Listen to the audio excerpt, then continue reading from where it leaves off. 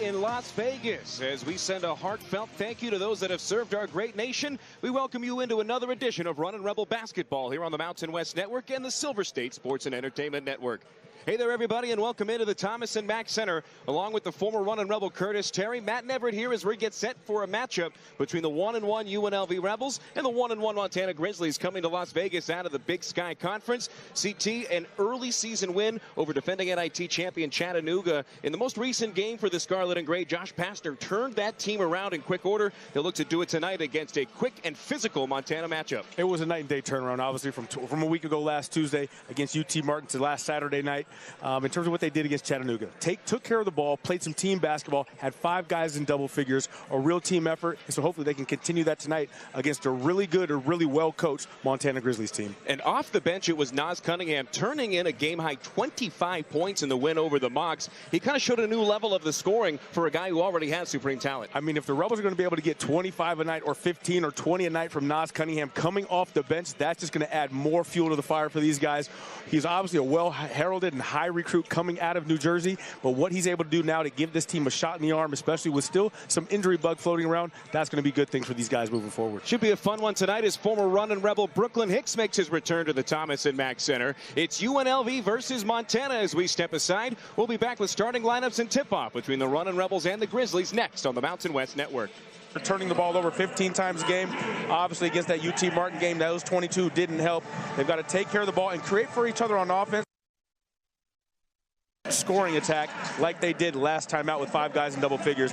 And lastly, they need to try to speed up their opponent, but play fast and under control. You want to put pressure on them, but then offensively, you want to play under control and not get yourselves in a position to where you're taking too many risks, but play a solid all-around game. And it's going to be exciting to see what they do if they do get Isaac Williamson in the lineup here, who is a true point guard at some point during the course of the game. Rebels do look like they'll get some relief from the point guard injuries that have plagued them early this season. Miles Che expected to miss some more time. Emmanuel Steffen still not dressed or practicing. So for Dre Gibbs, Lawhorn and company, this is who they've got. This is what the team looks like right now. And Curtis, in that game over Chattanooga, 101-69 the final, it was the first time that UNLV had scored 100 or more against a D1 opponent in almost 8 seasons. What changed from that opening game in your eyes? You know, I mean, obviously when you take care of the ball, when you don't cough it up 22 times, that allows you to have more possessions on offense, so that way you can score. When you're turning it over that many times, the opponent's going to be able to have the chance offensively, and they took advantage of that, did the Skyhawks.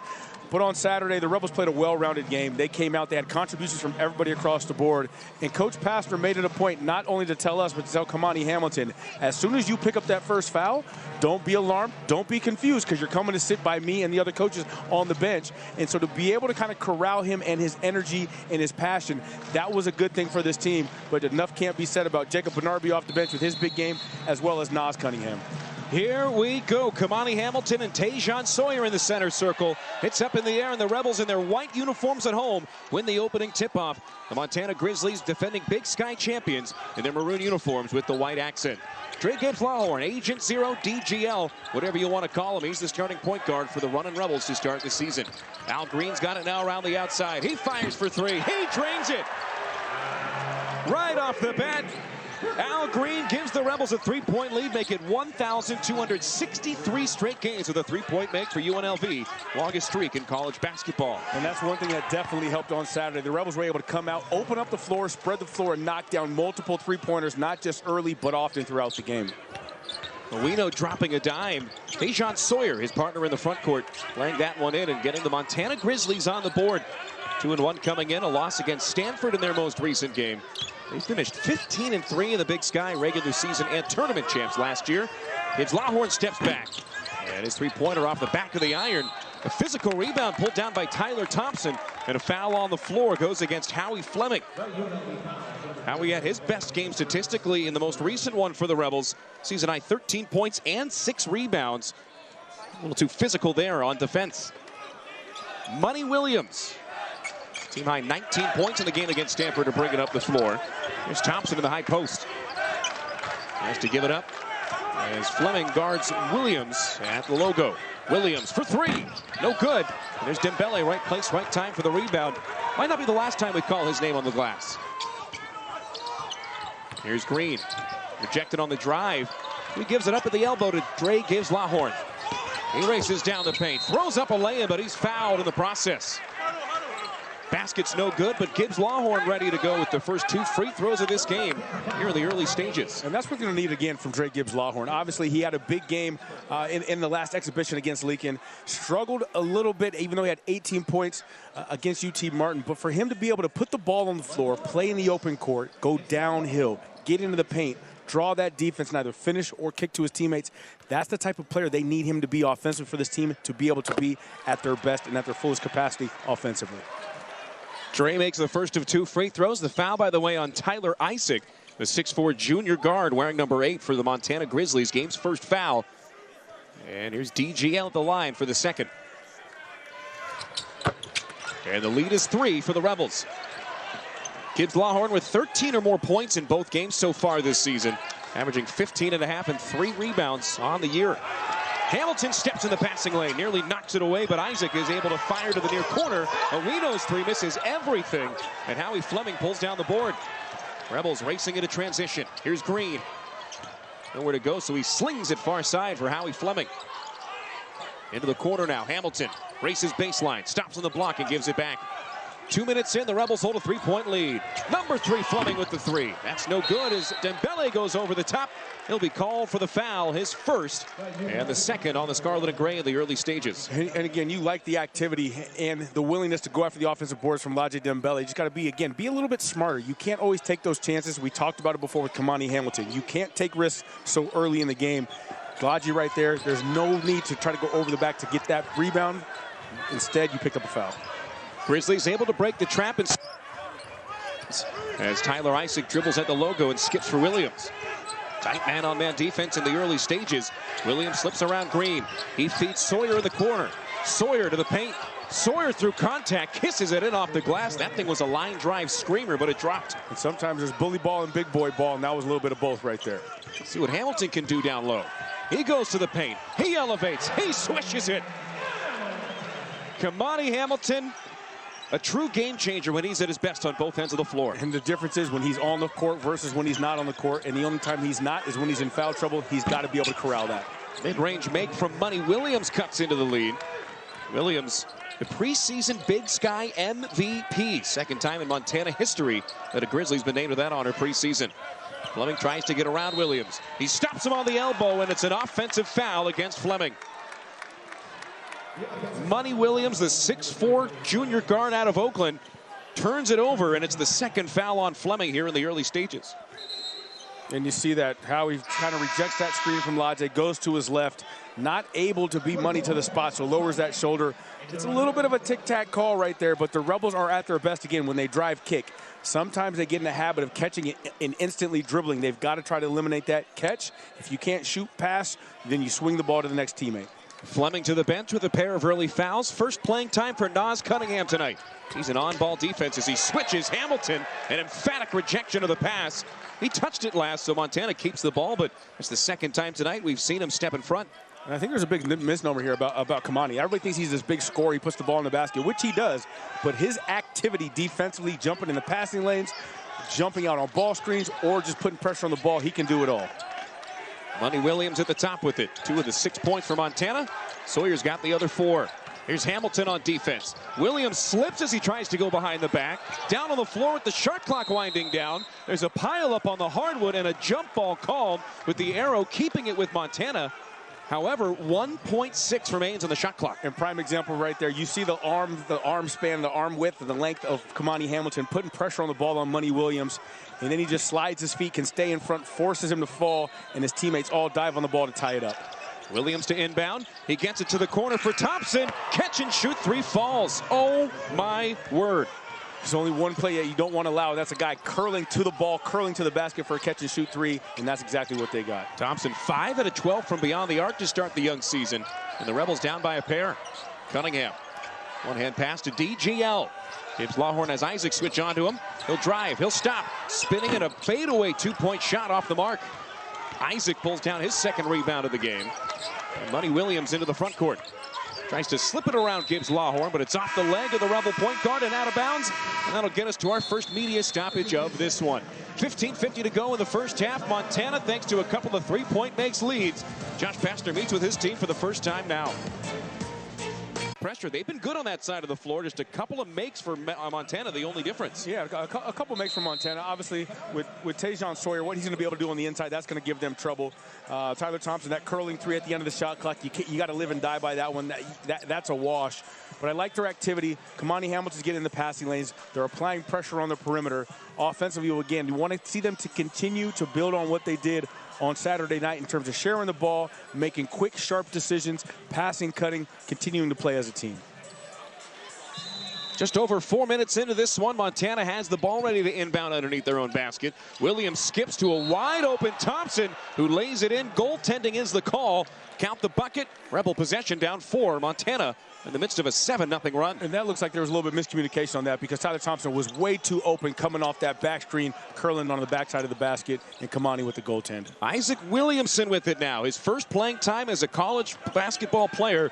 The freshman guard out of Moreno Valley, California. 6 foot tall, 165 pounds. There's Hamilton, who's got plenty of experience on the other end. On the second, maybe third effort, it's tipped out of bounds. It's called running Rebel basketball, but hold the phone as the officials get together. They're going to come the other way on that one. And that's the veteran Vern Harris running in to overturn the call. He's got a better view than most. You know, and you got to respect Vern's his acumen. I mean, Vern's been around the game for a long time. He ref games back when I was playing, so that means he's old because I'm old as well. But yeah, it did look like that went off Kamani. Unfortunately, it looked like Kamani may have taken a bump or two, but was not given the foul call. So back into the full court press go the Rebels. Into the game for the first time is Chase Henderson. Monty Williams with it now as he drives down the left side. Throws a hip into Dre Gibbs. Lawhorn, he knocks him down. Kind of turned around and realized there was nobody home. Laid it in easily, and it's a 9-0 Grizzlies run. It's the third or fourth time we've seen the Rebels come out in that kind of three-quarter 1-2-2 zone press. They've got to make sure that they're being smart when they do go to the press, and you can't allow them to get the ball in the middle and then have an automatic 3-on-2 to attack from half court. Benarbi resets it back up top. Jacob Benarbi into the game for the first time tonight with 8 on the shot clock. Gibbs Lawhorn calls for a Benarbi screen. He'll take it. He'll try to drive it himself. Stopped at the elbow. Elevates and misses it short. Here come the Grizzlies with a 6-point lead. Rebels haven't scored in over 2 minutes. Chase Henderson, the sophomore out of Des Moines, Iowa. Redshirted all last year after breaking his wrist in the preseason. He's out there with Brooklyn Hicks wearing number 3, the former running Rebel, on the far side corner right in front of his old bench. Sawyer spinning down low. Gets underneath the basket with nowhere to go. Puts it up and over Benarbi, who gets a piece. But on the second effort, Sawyer finishes through contact, and it's 15-7 Montana. And the Rebels are going to have to figure out a way again to keep Tajon Sawyer out of the paint. And that's one way to do it. Attack on the other end. Make sure you get the ball down low. Kamani Hamilton with the dunk in the paint. Good vision there as well by Cunningham, just to hand it off to him and let Kamani take care of the rest. 6 minutes in, and it's a 6-point Montana lead. Tajon Sawyer stops on the elbow and hands to Williams. 10 on the shot clock as Williams goes back to the basket. One-on-one with Gibbs Lawhorn. And Williams up and under for the easy finger roll lay-in. When you talk about a guy that's the preseason Big Sky Player of the Year, obviously Monty Williams is going to have some ability to be able to put the ball in the basket, and he's shown that a couple of times here so far tonight. Benarbi's got it at the top. Hands it off to Nas Cunningham and sets him a screen. Defender drops. Here's JB. Lays it in. Through 3 defenders, he's able to find a lane. On the other end, Sawyer slips the defense, gets around Hamilton and lays it in. Here come the Rebels running the other direction. And transition defense is going to be important for the Rebels. You've got to be able to go from scoring and then coming back the other way defensively. Ooh, nifty finger roll for Isaac Williamson. His first collegiate points. Come on, an old school style play. And with a little scoop shot up and under finger roll like the Iceman, it's not only good to get Isaac back in the game to get another body, but to be able to get him out there because they have a point guard now. And that's going to be important for them to have somebody that can naturally run the show and allow DGL to run the wing at his natural combo guard position. Benarbi got a piece of that Sawyer layup. Here's Hamilton for 3. The shot's no good, but he's fouled. Not 1, not 2, but 3 free throws coming up for Nas Cunningham. Cunningham with 2 assists, but no points so far. The foul against Sawyer. And I'll tell you one thing right now. If Tajon Sawyer is going to be matched up with Nas Cunningham, not that he's not able to do it, but it's going to be a long night because what we saw Nas Cunningham do on Saturday, coming off the bench and putting up 25 points, and he had it going from the inside, from the outside, in transition, finishing at the rim. The kid had a well-rounded game, knocked down 6 3-pointers. And so for him to be able to have that type of effect on the game and that impact, for Tajon Sawyer, who's a big, strong, physical guy, you better make sure that you're feeling light on your quick on your feet to be able to stay in front of him on the perimeter. Cunningham sinks the first 2 of 3 as Dembele checks back in. Welcome to the game, both Tyron Jones and Walter Brown, a senior out of New Zealand. So it's Cunningham, Jones, Brown, Williamson, and Dembele on the floor. First time this fivesome has been out there. And Hamilton with his 3rd and final free throw. That one's no good, but Dembele off the bench and into the board. Here's Cunningham racing around, slips the gap and lays it in. Oh, what a finish by Nas Cunningham. Like a bullet shot out of the corner. And he makes it a 2-point game. And again, that's what you see he can do. Logic keeps that ball alive on that missed free throw. Catches it, shovels it off to Nas Cunningham, who knows what to do. He turns that corner, like you said, Matt, and able to finish with that nifty spin off the glass.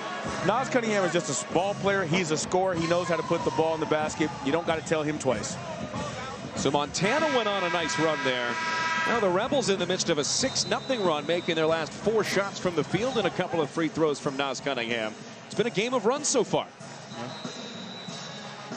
Montana also efficient from the floor. They've made 8 of their last 10 and 9 of 13 overall, almost 70% field goal. And we're seeing a lot of activity from the Rebels defensively. That's good, but you got to see them make Montana do something they're not used to doing or not comfortable doing. Obviously, they're used to making sure that Money Williams has the ball, able to go to work in the paint or on the outside off the dribble. Tajon Sawyer just clearing out and letting him have a field day. But you've got to kind of mix it up. And now we're going to see what's going to happen, because now you got former running Rebel Brooklyn Hickson in the ball game. Hicks in the backcourt with Chase Henderson. Brooklyn with the ball now as he hands it off to Chase on the far side of the floor. As they settle into their half-court offense, the Rebels back into their man-on-man defense. We'll see a lot of zone tonight, just not at the moment. Owino out of Albuquerque with the ball now. Hands it off to Hicks. Set on the shot clock as he looks for a teammate. Sings it over to Connor Dick. Dick hands off to Owino. One-on-one with Jones, who strips it. Tyron Jones turning defense into offense. Here's Cunningham. Slowing things up. The defense there to stop possession by Tyler Isaac. Dembele skips for Williamson. Up and around on the lay-in. And we've got a tie game. I'm going to tell you one thing about Isaac Williamson. Not only a point guard, he will climb up and guard you full court. But the kid is a heady player. To be able to see the ball goes into Lodge, not just stand on the perimeter, but to dive down the lane and to finish, that's a heads-up play by a freshman. Williamson with 4 points in his collegiate debut. He tries to close out here, but Dick misses the three-pointer. As Jones dribbles it off his foot, it's out of bounds. That'll be underneath the basket, and that'll take us to our next timeout. All tied at 19 as the Rebels have gotten back in this one thanks to an 8-0 run. Josh Pastner trying to put UNLV back in the lead during the timeout.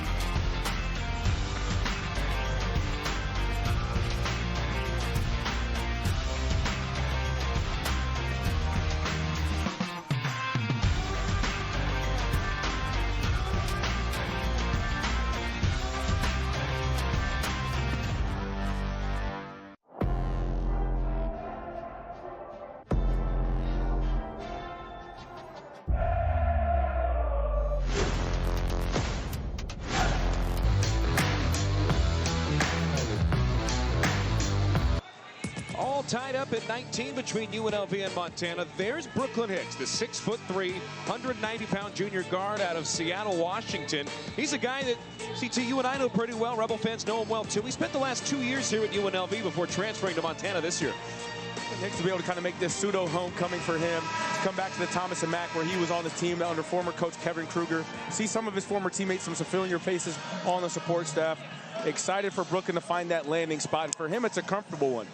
Head coach of Montana, Travis DeCure, is a Seattle area guy. He's been the head coach at Montana for about 13 years. And assistant coach Rashi Wortham, former Eastern Eagle assistant coach and the head coach at Tacoma Community College. So a guy that's where Brooklyn's able to go home, see some familiar faces, and go to a really well-coached, well-experienced, and a program in Montana that typically is winning the Big Sky and making the NCAA tournament. Here comes Jones racing down the floor. Williamson from the corner, 4-3. No good as it's tipped to center floor.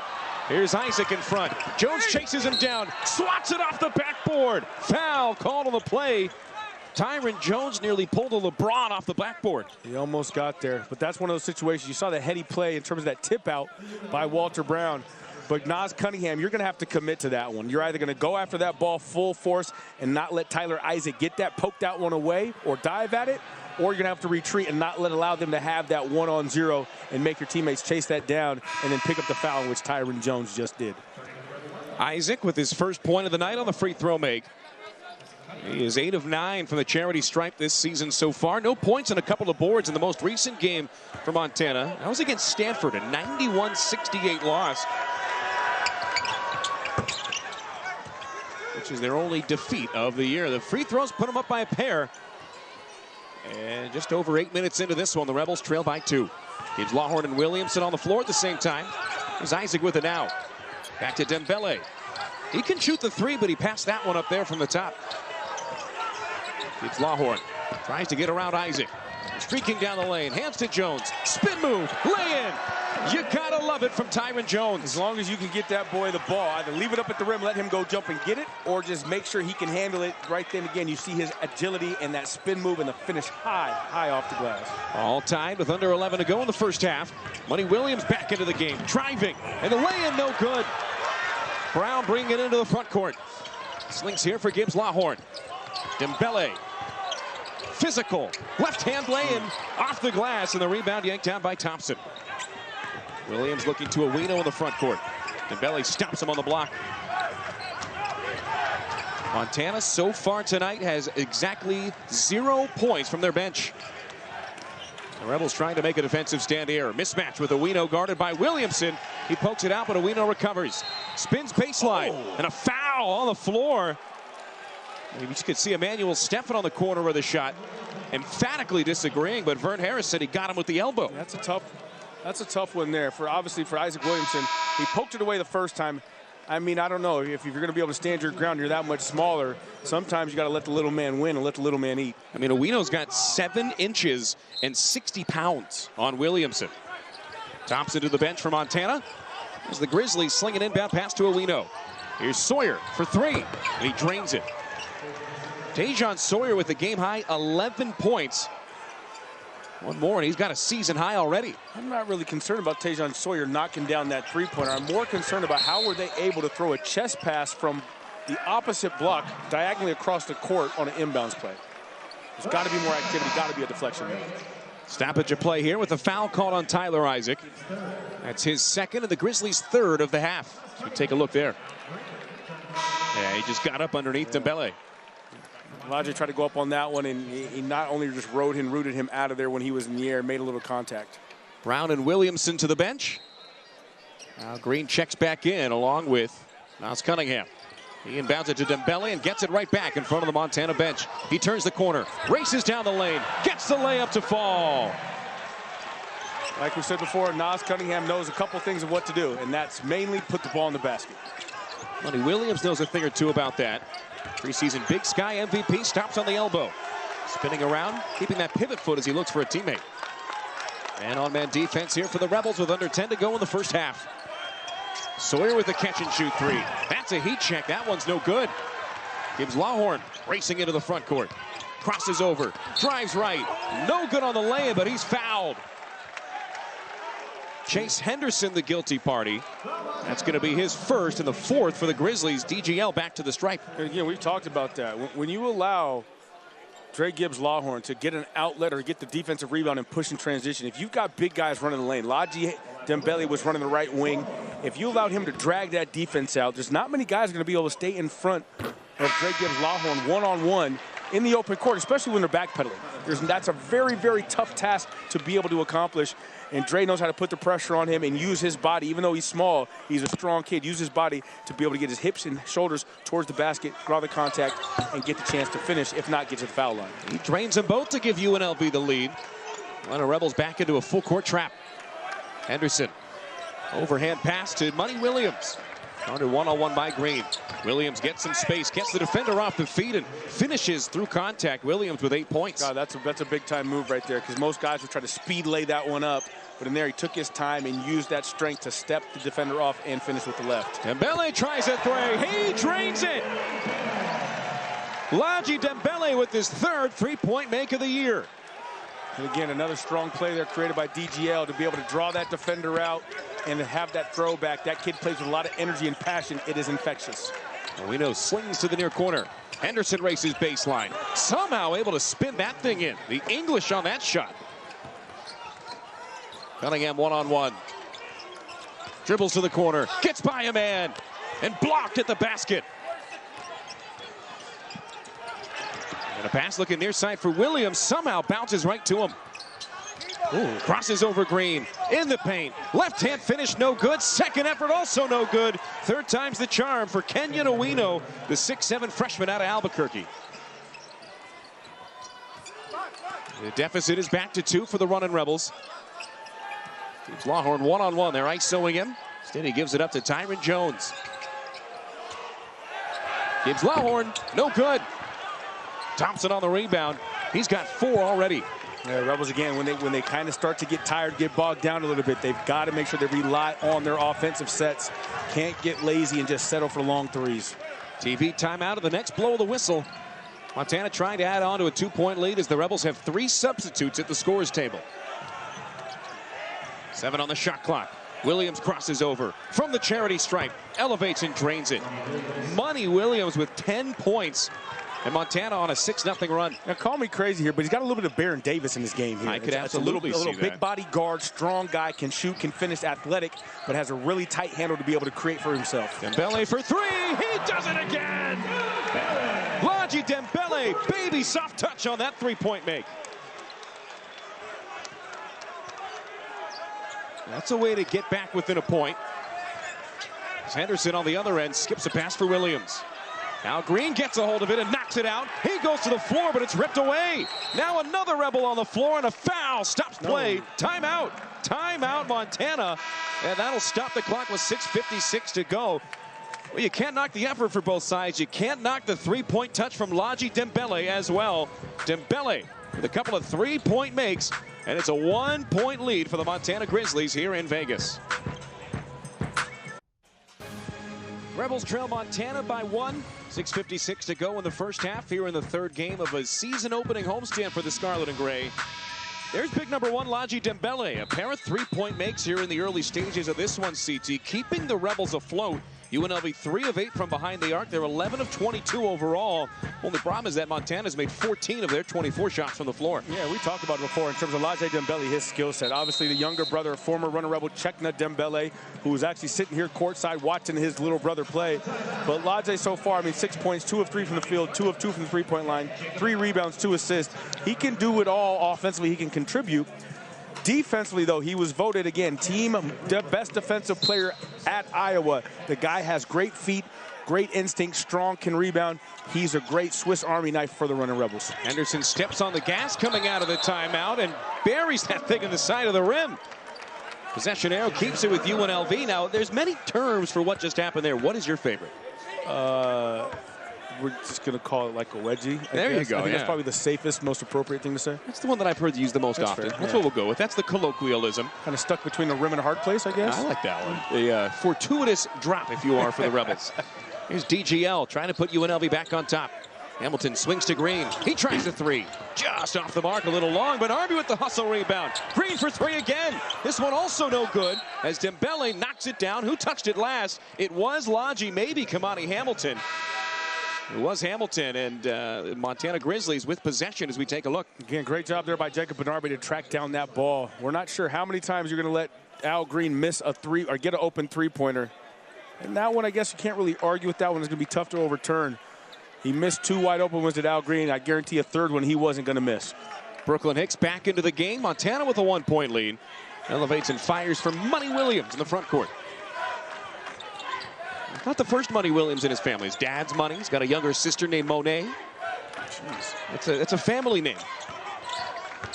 Chase Henderson all the way to the rack, but the layup no good. But Arby feeds Kamani Hamilton in the front court. All the way to the basket. Oh. Off the glass and in. Tough finish. Tough finish there by Kamani. I mean, you talk about a guy at 6'8" to be able to, in transition, catch that outlet, go to the middle, and then take that shoulder bump and one-handed scoop that finger roll off the glass. It's a tough, tough finish from a very talented kid. Hamilton's got 6. That's the 6th lead change of the game. Rebels now on top at 5:44 to go, and an offensive foul called away from the ball. Tajon Sawyer. He picks up his 2nd. And that's number 5 on the Grizzlies in the first half. I think they actually called that one on Betts. I think that last foul was on Betts. Caden Betts, yeah, number 7 on the top. His first. But again, that's all created there by Al Green. Chasing that defender off that screen, off that curl cut, fighting through it, and picking up that foul on the defense. On the offense, I should say. Oh, now we're going the other way. And there you go, another turnover. That one's going to be a foul on Howie Fleming, and as soon as he checks into the game, he picks up foul number 3. Fleming wearing number 3 with the headband on, just kind of saying, what did I do? Wino checks back into the game. As well as Tyler Thompson for Montana. Nas Cunningham's going to replace Al Green for Josh Pastner and company. Williamson now races from the bench as well. So the 5 on the floor for Josh Pastner. Williamson, Cunningham, Benarby, Hamilton, and DGL, Dre Gibbs-Lawhorn. A 1-point lead with 5:30 to go in the first half. It's a tough matchup for Williamson. As Money Williams drives all the way to the hoop and lays it in. That is a veteran versus a freshman. Yeah, you're talking about a freshman. This is his first action, in not just in a game, but in a couple weeks after coming off an injury. 7th lead changes. Montana's back on top. Cunningham spins just off the mark on the shot, and it's knocked out of bounds underneath the basket, and it's Montana ball. Cunningham nearly got that one to go. That would have been an incredible jump shot. And again, but you see the running Rebels crashing the offensive boards, but is not able to corral it. Owino slips behind the defense. He lays it in and draws the foul. Count the bucket. Give Jacob Benarby his first personal foul. And a chance for the old-fashioned 3-point play for Kenyon Owino. And that's at least the 3rd or 4th time that the Rebels have been beaten back in transition and given up a transition bucket in the paint. And that wasn't even after a made basket. That was after a missed shot by Nas Cunningham. The ball goes out of bounds, and then they inbound it and are able to beat them down full length of the floor and score. The Rebels have to be able to stop the ball. Owino completes the 3-point play with under 5 to go in the half. The deficit is 4. Montana has led by as many as 8 in this one. Underneath the basket, Hamilton fouled on the floor before we can get that layup off. So Hamilton draws the foul from Owino. Owino's got his first, and it's the 6th on the Grizzlies here in the first half. Montana already in the bonus. UNLV with 17 fouls. Hamilton takes the inbound. One-on-one with Owino. Couple of pump fakes. Up and under. Gets it to drop. Yeah, I've got a feeling there's not much you can do with that. I don't care if you're Tajon Sawyer, if you're Owino. I mean, it's hard to be able to guard Kamani Hamilton one-on-one, especially in the paint with no help. Williamson recovers, grabs the rebound. Here's Hamilton, up and over. Finger roll is good. Hamilton in double digits. And we've got a tied-up game. And again, you like Isaac Williamson, seeing that as a point guard. You don't have to dribble it up every time. Early the ball up, throw it ahead to your teammate, let them play in transition. Defensive miscommunication leaves Williams wide open, but he can't get it to drop. Cunningham into the front court. Dembele passed up the open shot and hands to Williamson here. 3-pointer off the front of the rim. Hicks crosses over after grabbing the board. Williams, court vision, and the layup no good for Owino. There was not a lot of room there. Williams fired that thing from right in front of us. A couple of free throw shots for Montana coming up on the other side of a commercial pause as the teams head to the bench for the under 4 media timeout. All tied at 3:53 to go in the half. Back with more next from the Thomas & Mack Center.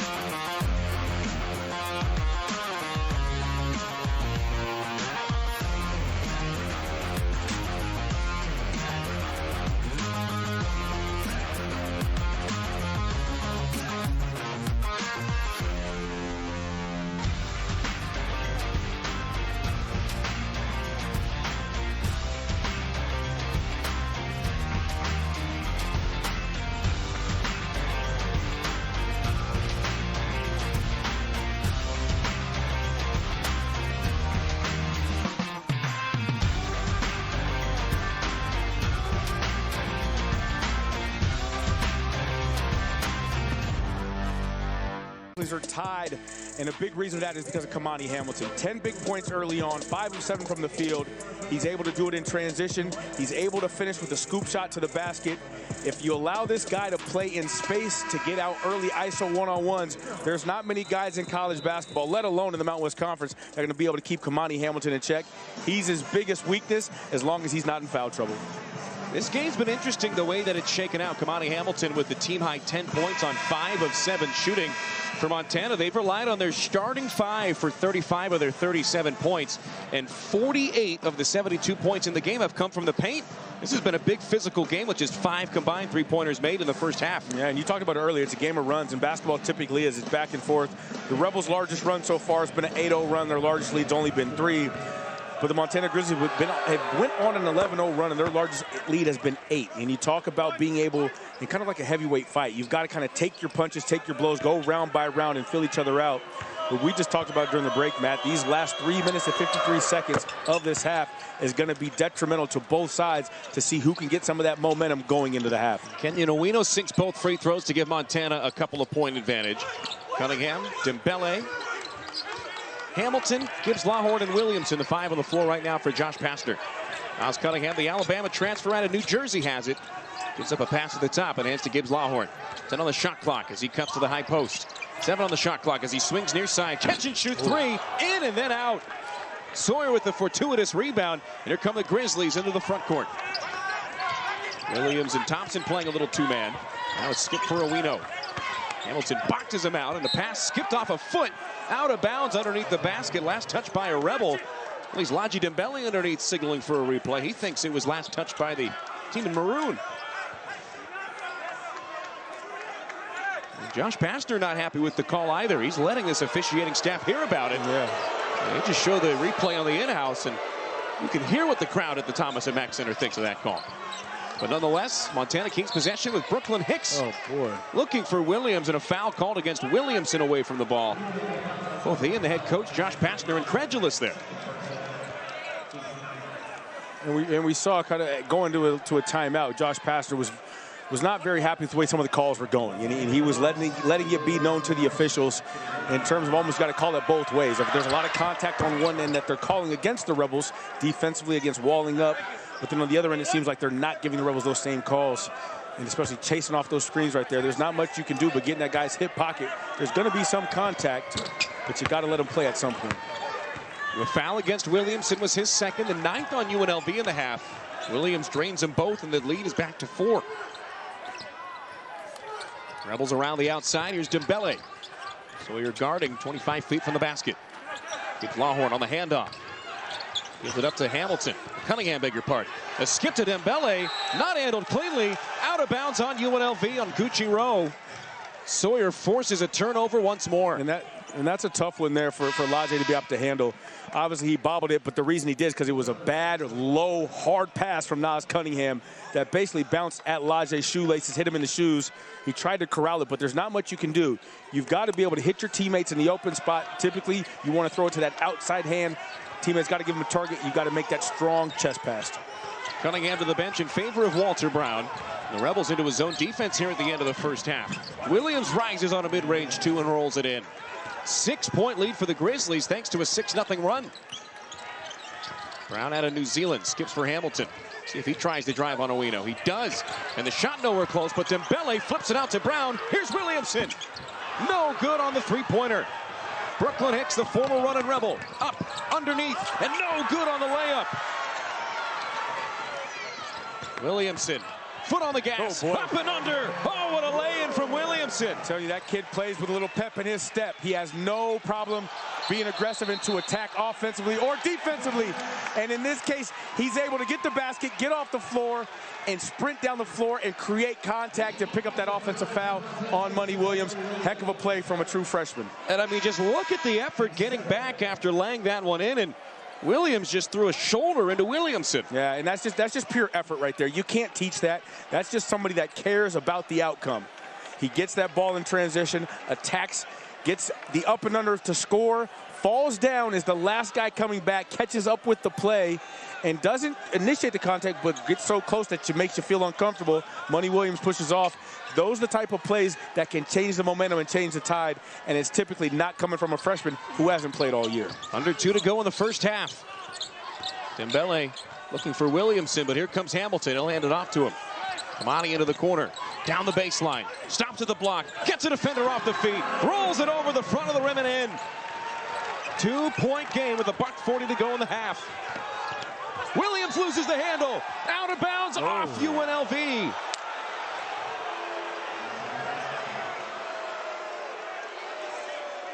Williamson didn't think he touched it. Let's see. Might have went off Isaac Williamson's foot there. But I guess we're gonna go over to the monitor and take another look at this replay. And this looks like a coach's challenge. Yeah. Josh Pastner frantically signaling that he wants the officials to take a look. The veteran Vern Harris, Jason Phillips, and Kevin Raher are 3 officials tonight. There you see the first 2. And if I'm not mistaken, I think in this situation, if you challenge this, all you do is lose this timeout in the half. But you're gonna he has a timeout that he has to use regardless. And that, it does go off Money Williams' foot, then his knee, but then it looks like it goes off Isaac Williamson's left toe. There was one touch, and you can see the coaching staff looking at the monitor. That's actually a new addition to this year in college basketball. You can have a graduate assistant or a member of the coaching staff right behind you with the tablet. If you're a baseball fan, it's kind of similar to how the replay system works in the major leagues. Yeah, and I know in the NBA they do it as well. They've got that one person on staff, and it looks like it's graduate manager Brady Paris behind the bench that has that responsibility. And I would know this. I wouldn't mind looking at it, but if coach looks over to you and says, are we challenging it or not? That's pressure. Yeah, because if you mess that one up, there's no way to get out of that one. But I mean, it's going to come down to your batting percentage on that for the course of the season.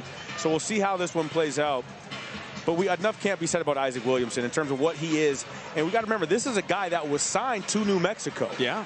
And when they had the coaching change, when Patino departed to go to Xavier, he then changes and backs out of that commitment, gets released, and then Coach Pastner is able to get him here to UNLV. That's a huge, huge pickup because this guy is a winner. He was the Defensive Player of the Year in the All-CIF Southern District in 2024. And he was the CIF All-First Team last year, 2025. So, again, this kid is a winner. He's a defender. He's a true point guard. And Coach, on a number of times, said he's one of our toughest kids. Obviously, Miles Shea is the guy who says he's the toughest pound for pound. But Isaac Williamson, as a true freshman, is a guy that impacts winning and doesn't have to have the ball in his hands to do so. Williamson in high school last year at Eastvale Roosevelt, 14.5 points, 2.5 steals. And just to boot, he shot over 35% from the floor, or rather from beyond the arc. He's a pretty good sharpshooter when given the opportunity. Struggled with an ankle injury at the beginning of the season, but here in his first taste of college basketball, he's shown no fear. And I don't think that Josh Pastner expected any. I also don't know if Josh Pastner expected this review to take this long. Yeah, no, I don't think so either. That's typically not a good sign if it has to go this long.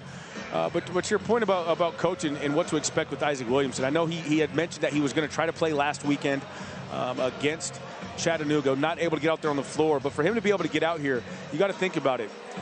He was healthy all summer. He was healthy in the fall until you make that trip up to Washington. He doesn't play in the preseason and exhibition there. He doesn't play in the exhibition here against Lincoln. Doesn't play against UT Martin. Doesn't play against Chattanooga. So has no game minutes other than the inter-squad scrimmages that they had, the controlled scrimmages. So for him, in the third real game of the season, and the 5th kind of contest overall, to be thrown out there and to get heavy minutes so far says a lot by who he is as we take a look at this replay one more time. See how slow we can get this. I mean, right there, maybe hit the foot of Williams. And again, the call goes off the knee for sure of Money Williams, but off that bounce, look at the left toe and the flex of that shoe. That might be it right there. Might be a kick. And again, the call on the floor is out of bounds. Last touch by Williamson. Yeah. And here come the officials. Take a lot to change. The call on the floor stands. It is red ball underneath. Harris at the UNLV monitor. will He's be going to announce charged the a call 30-second timeout, and they have no more challenges like for the rest of the game. Not confirmed. Not overturned, but stands. Exactly. Inconclusive video evidence. Got to be 100% sure. So the lead is still 2 for Montana, and they still have the ball with 96 seconds to go in the first half. But like we talked about, that was going to be a timeout that coach was going to lose regardless at the half. That actually so is a timeout. there's nothing wrong with using that right there, because now you kind of game plan with about 3 possessions, give or take, left here in this ball game with the minute 36. And that might have been longer than a timeout he would have been called. Yeah. So he put it to use nonetheless. Money Williams ready to inbound. The official's not quite ready as Vern Harris wipes off the elbow near the top of the key, and now we're good to go. Harris flips it over to the bench, and the inbound goes to Sawyer. Now back upstairs to Henderson. One-on-one. Sawyer underneath, and he lost the handle.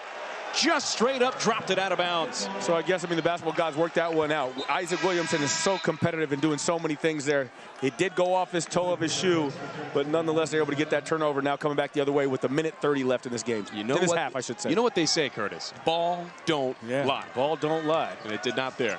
Williamson against the former running rebel, Brooklyn Hicks. 80 seconds to go in the half. The deficit is 2. Hamilton down the right side. Knocks a defender over and is called for a charge. Hamilton with 12 points, but that's his first foul of the game.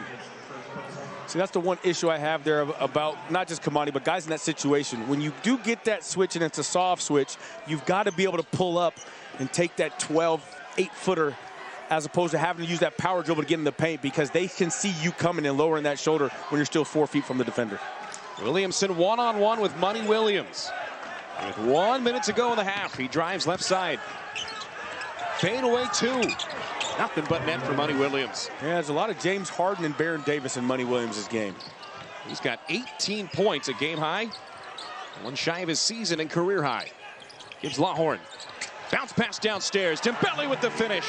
Big for first half here offensively for Lajay Dembele. He's obviously got the 2 3-pointers that he's made earlier. And now a great job about that pick and roll handoff to be able to roll and finish with the left. Just about a 10-second difference between the game and the shot clock. Shot clock about a half a second ahead of the game. They're going to ISO Williams on Williamson. Money drives. Isaac stops him for now. From the block. Left-hand release, no good. Hicks can't get it to fall. How about a third effort on the make? 15 seconds here left in this half. The Rebels going to push. They don't have that timeout to call here, but they're going to look to get 1 shot to end this half. Gibbs Lawhorn slowly dribbling.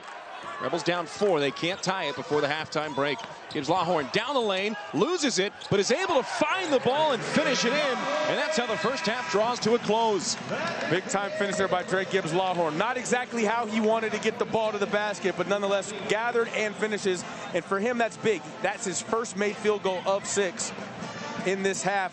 Got to get him going offensively for them to be able to open this thing up once we get back in the second half. UNLV finishes the first half shooting exactly 50% from the floor. What can they do to be just as efficient in the second half, Curtis? You know, the big thing is they got to continue doing what they're doing. It's going to give them some more help if they can clean up things defensively and allow them to get out in transition. That's going to be a big part of it right now. But they've given up 30 points in the paint. You've got to put up a little bit more restriction, a little bit more tension to Tejon Sawyer as well as Money Williams. But the Rebels right now looking really good offensively, but 47 points, that's a lot to give up, especially at home. Rebels trail Montana by a pair at the half, 47-45. The road side on top here on Veterans Day. Back with the second half next, but first, enjoy an interview with Rebel Talk with Wyatt Chomchek, who sits down with Shelby Brown of the 2-0 Lady Rebels right after this from the Thomas & Mack Center. There's a reason Chevy is called the heartbeat of America.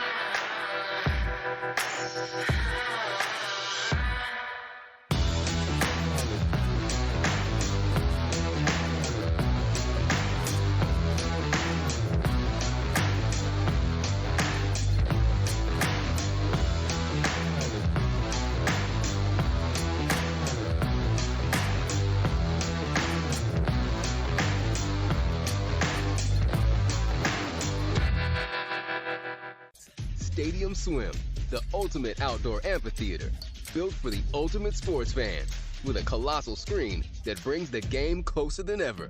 Reserve a daybed, private cabana, or lounge in the center of it all. 6 pools to dive into as the game heats up.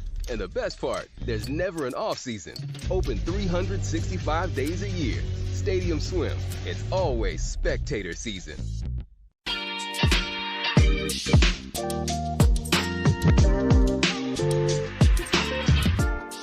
And welcome, ladies and gentlemen, to Rebel Talk. I'm Wyatt Tomchek, and joining me is one of the newcomers for UNLV this season, a senior forward from Memphis, Tennessee, Shelby Brown. Shelby, thank you for taking the time out of your day. You're welcome. So, first thing, you make the trip out here to Las Vegas, make Las Vegas your second home. What was kind of the deciding factor? Okay, so I was like one and done on my visit. I instantly knew I love the atmosphere. I love the coaches. Lindy blew me away. Roman, everyone was very homey. I love the family atmosphere, and I just knew I could end my career here. Good. For people who haven't seen you play, how would you describe your game? I think I play with high energy, high motor, very aggressive, just very high energy. And for you, last season at your old school, you averaged 8.9 rebounds per game. Lindy's very big on the rebounds. That's the number one thing she always tells me is keys to the game. What goes into being a dominant rebounder, and how can you be that for this team? Being the juice. Lindy just gave me that word not too long ago. Keeping my motor, trying not to get boxed out, keeping my juice, stand above. Now, I won't tell your secret, but where's the go-to spot, go-to move for you on the offense that teams just can't stop?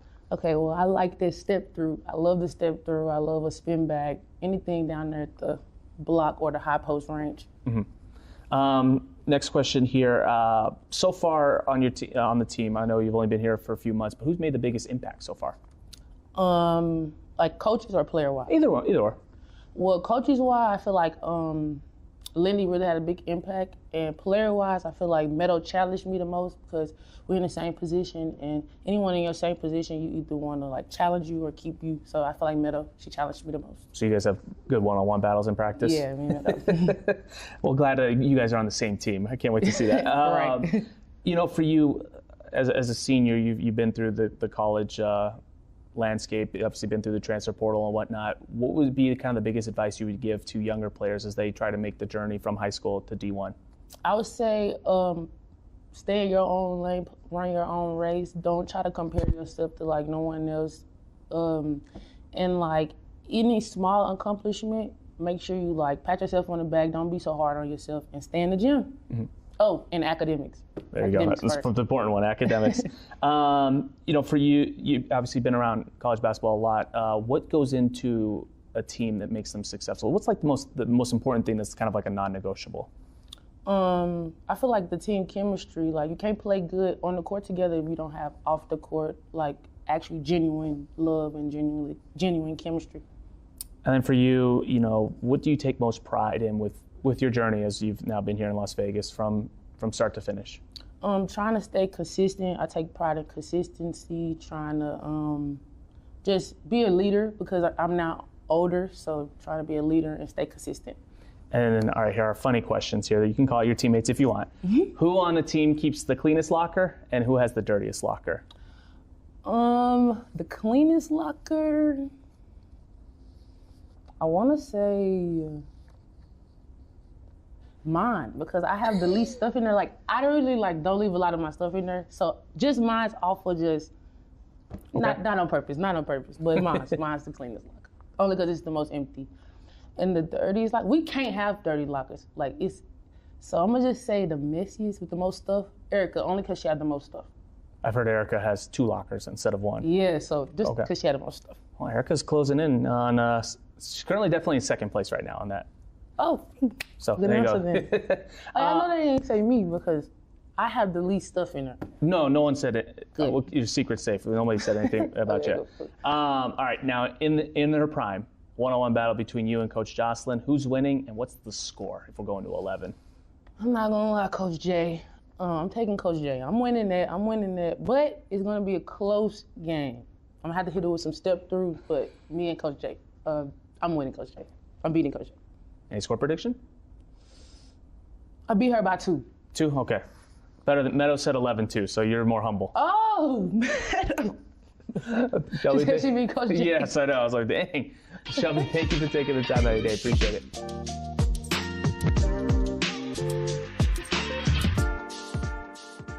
Credit Union One offers everything you need to get the most out.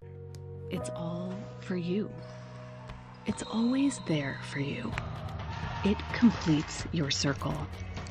It says you've got a team even when you're out there alone. And with Intermountain Health in your circle, you'll always have the care you need to live the healthiest life possible.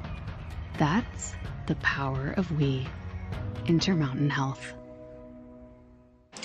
Along with the former Runnin' Rebel Curtis Terry, Matt and Everett welcoming you back to the Thomas & Mack Center for another edition of UNLV basketball here on the Mountain West Network and the Silver State Sports and Entertainment Network. After one half between UNLV and Montana, the visiting Grizzlies hold a 2-point lead, 47-45 after 20 minutes of basketball. Both teams on the floor getting loose for the second 20. And CT, not a lot separating these teams on paper or on the scoreboard in this one so far. No, pretty evenly, highly contested, evenly matched here in that first half. Points to the paint, 30-30 on both ends. Both teams need to put up a little tougher fight inside interior. The one thing that stands out, obviously, Money Williams have a heck of a game. 8 of 15. This guy's going to get a lot of attempts. 18 points so far. Kamani Hamilton is doing what he does with his 12 points. Like we said going into half, DGL was able to get that basket at half to cut this to a 2-point deficit for the Rebels. They're going to have to get him going offensively. 0 of 5 from 3. He's going to have to put some points on the board. But you got to talk about the standout play from the true freshman Isaac Williamson. His energy defensively, his effort, and his headiness on offensively was able to get them moving forward here late in that first half. And Curtis, you were a guy that played in your true freshman year. For a guy like Williamson in his first ever collegiate game, what are the thoughts racing through his young mind right now? I mean, you just don't want to mess up. And again, these kids have done, trust me, these kids have played a lot of basketball. They've played a lot of basketball at high level. They've played a lot of basketball in terms of even on national television, on streams, and you name it, in sold out gyms. But it's always different when it's your first time out there. It's your first time in the UNLV jersey, your first time playing after the fireworks go off, and just first time playing with your teammates in terms of trying to be successful. And he's missed so many games and so much court time. He just doesn't want to press, but this kid clearly is a guy that's competitive. He knows how to win, and the one thing he can do and hang his hat on that you control always is defensive effort and energy, and he's got that nailed, locked down. And Kamani Hamilton, the leading scorer for UNLV. Hamilton, after a season-high 19 points against Chattanooga, put up 12 on 6 of 9 shooting in the first half. What'd you like most about his game? I mean, obviously, with Kamani Hamilton, what he's going to come out there and do, that's 6 of 9. Inside, outside, able to mix it up. We talked about his defensive effort and his ranginess in terms of being able to guard the ball and getting passing lanes. He's getting deflections. He was able to stay in front of Money Williams, forced a turnover early in the first half. They're going to need Kamani Hamilton to play his game and not just score, but to be able to facilitate and open things up for his teammates, because they're going to need someone else to have some scoring prowess to be able to get this team over the hump, come back from this 2-point deficit, and ultimately try to get the win. Montana on top by a pair thanks to 53% shooting in the first half and a 20-15 rebounding advantage over the Scarlet and Gray. As you look at Josh Pastner, Curtis, what is going to be one of the main adjustments you see here coming out of the locker room? I think the biggest thing, the Rebels are going to have to figure out a way to keep Money Williams out of the paint. I mean, now, do you go and try to double team him? Do you show him 2 jerseys, 2 sets of numbers when he comes off a pick and roll?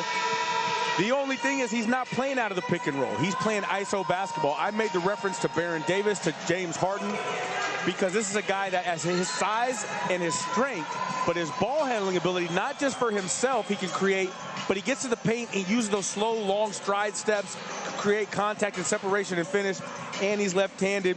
They've got to be able to slow him down and make someone else beat you. So maybe at some time you got to throw a fake defender at him to give it up. But you can't allow Money Williams to come out and put up another 18. Otherwise, it's going to be very, very hard to win this ball game here tonight. Williams put up a team-high 19 points in the Grizzlies' loss against Stanford the other day. He's got 18 today already on 8 out of 15 shooting. He's got as many as 36 in his career. UNLV has been a second-half team already this season, averaging 46 points in the second half through 2 games.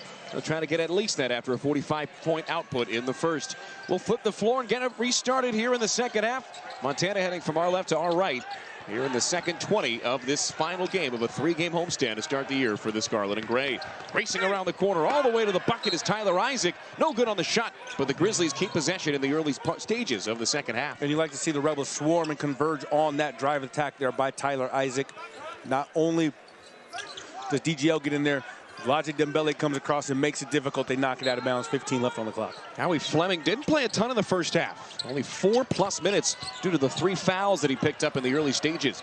Owino trying to go around Hamilton, got him off his feet, and that lay in elementary at that point once you can get that from a defender. You got to be disciplined there. You got to stay down. Come on, you can block shots, but there's no need to come off your feet and to give them an open lane. Good vision there from Dembele to find Green in the corner. They triple team him. So here's DJL. 3-point shot off the mark. Hamilton racing in, and a foul on the floor stops play just over 30 seconds into the half. We just talked about that. They're going to have to get some buckets coming from DGL. Right there, he shot that one a little hesitant, like he was pressing to make a shot. You still got to go through your same motion. You can't be hesitant. You can't try to overshoot it. You got to just step up there and stick to your fundamentals and your preparation. Gibbs Lawhorn 0 for 4 from beyond the arc tonight. He's 3 for 16 on the year as Hamilton fouled hard, and he goes to the floor holding his head. That's a tough one. You're going to see on this replay. Obviously, Kamani gets the step on him and goes in shot fakes. That's Owino coming down. That's contact above the neck. I'm surprised they're not going to take a look at that one. I mean, he didn't make a play on the ball. Owino, 225 pounds. 225 pounds. Anything doesn't feel good coming down on you, let alone above the shoulders. Doesn't really look like there's much conversation amongst the officials. And Josh Pastner talking to Vern Harris, the veteran right now. He hasn't been afraid to voice his displeasure tonight at times. Yeah, and it looks like that's what Josh mentioned right there to official Vern Harris in terms of how come we're not going to take a look at that. It was a play where there was contact up above the shoulders, in the neck, in the head. But there was not a play made on the ball. That typically automatically requires to take a look to see if that was excessive. Hamilton no good on the first of 2 free throws. Rebels in the first half attempted just 7 free throws. They've been among the top 10 in the country in the early part of the year in free throws attempted. And Hamilton bricks them both. And the deficit's still 4 points for the Scarlet and Gray. And that's much different than what they shot in that first half last game. They shot 19 in the first half on Saturday and 18 in that second half. Rebels got to be more aggressive to the basket. They're making 28 free throws a game. They've made 6 of their 9 attempts tonight. 1 minute into the second half, Montana's got it knocked away. Williams able to recover it mid-floor, and he goes to the ground. A foul called on the play. That's going to be on Hamilton, rather on Fleming. That's his 4th. I think they're going to end up. Yeah, they gave it to Howie. And that's his 4th. That's massive as he heads to the bench. Williamson in to replace him. That's a tough call there for Howie because it doesn't look like there was much contact, if any at all, aside from Money Williams just getting his own feet tangled up and going to the deck. So the Grizzlies maintain possession with a 4-point advantage. Tyler Isaac with 2 points and a couple of boards so far. And it's dribbled out of bounds underneath the basket. Montana keeps the ball. This Grizzlies team, very aggressive with who they schedule on the road in the early parts of the season. Road games in November against Stanford, UNLV, and Texas A&M. And continues a trend for this team. As Owino fouled on the shot. Crowd disagrees as Dembele picks up his 2nd. Again, we'll take a look at this replay here. I mean, obviously, the great spin move off Kamani. So they'll call it on Kamani, beg your pardon. Official signal number 1. That's a tough foul to get called on you in that situation. And one official called 1, one official called 2. It will be on Kamani Hamilton. His 2nd, the team's 2nd of the half. Mention the aggressive road schedule for Montana in the early parts of the year as Owino heads to the line. How about this? Since 2014, Montana is 2-30 in November road games. They have lost 21 in a row, including one last Sunday to Stanford. They have, but if you go back and take a look at all those road games that they played in November, like you see here, they're at Stanford, at UNLV, at Texas A&M. Coach Travis DeCure, he's going to make sure that he puts his team in a position to play some of the best teams that they can schedule on the road in that environment, so that way when they get to Big Sky Conference play after the first of the year, they are ready to compete, and that's why they're always competing for that championship and the postseason. Williamson trying to slip one underneath, but can't get it to drop. And here come the Grizzlies trying to add on to the lead. Thompson has it knocked away. And Hamilton picks up his 2nd foul in quick succession. That's one of those instances we talked about, kind of conceding it. I know that you think you were able to slide around that offensive player and poke that ball out, but risk versus reward. If you don't get away with it and they call the foul, now you're at 3 fouls with 18 minutes left. If you do pick it up, great, but you're not going to be able to transition, get an easy basket. So again, time, place, scenario, risk versus reward. There was a lot of risk there, and there was no reward based on the outcome. Hamilton to the bench with 3 fouls. The freshman Tyron Jones replaces him, and he gets a hand on this one. Williams to the floor. Williamson picks it away, but turns it over. There's the inexperience after a tremendous play defensively. Owino one-on-one with Dembele. From the block. He's not going to give this thing up. Instead, he goes up and around and finds the hole. It's a tough bucket there by Owino. Taking his time, crab dribble, step through, and a left-hand scoop shot off the glass. That's very, very tough to defend. Owino, a 4-time state champion at Volcano Vista High School in Albuquerque in the northwest part of town. Gives Lawhorn from the corner. Can't get it to fall. There's been a lid on the basket for Dre tonight. It's just not his night here offensively, but he's got to continue to step up and shoot them because they've all been really good looks. At some point, you hope one's going to drop. 0 for 5 from distance, 1 out of 8 from the floor as Dre gives Lawhorn. Shot from Owino, no good. He streaks in and rips away the rebound. Monty Williamson blocked. Rebels leading a 3-on-2 the other way. DGL, hands off. Williamson, three-pointer. No good. Monty Williams slowing this thing up. 18 points, 4 assists for the junior out of Oakland. Now near side for Thompson. He dumps downstairs. Sawyer able to get it around Dalaji Dembele. And it's the biggest lead of the night for the Grizzlies. 10 points is the deficit for UNLV. Even though Laji's the one that gave up that basket, he's 3-quarter fronting from that top side, which he's supposed to be doing. But you've got to have that weak side help. And DGL was the one on that weak side block who's supposed to be midline, head underneath that basket to deflect that lob pass. He was not engaged in watching on that weak side. Gibbs Lawhorn can't get that one to fall. Jones with aggressive defense knocks it away. And here's Green down the far side. From the elbow, stops in the paint. Dembele, double teamed. Oh. And a bad roll as it skip out for Laji. That's just kind of the way things have gone here in the second half so far for UNLV. Since coming out of the locker room, 8-0 is the advantage for Montana. As we are almost at the first media timeout, and there's an example there. Isaac able to slip underneath, wide open, and Josh Pastner calls a timeout. It's now a 12-point lead for Montana. Opening things up here at the Thomas and Mack Center as both sides head to the bench. Josh Pastner trying to figure it out. Montana holds a 10-0 advantage in the second half and a 12-point lead in the game.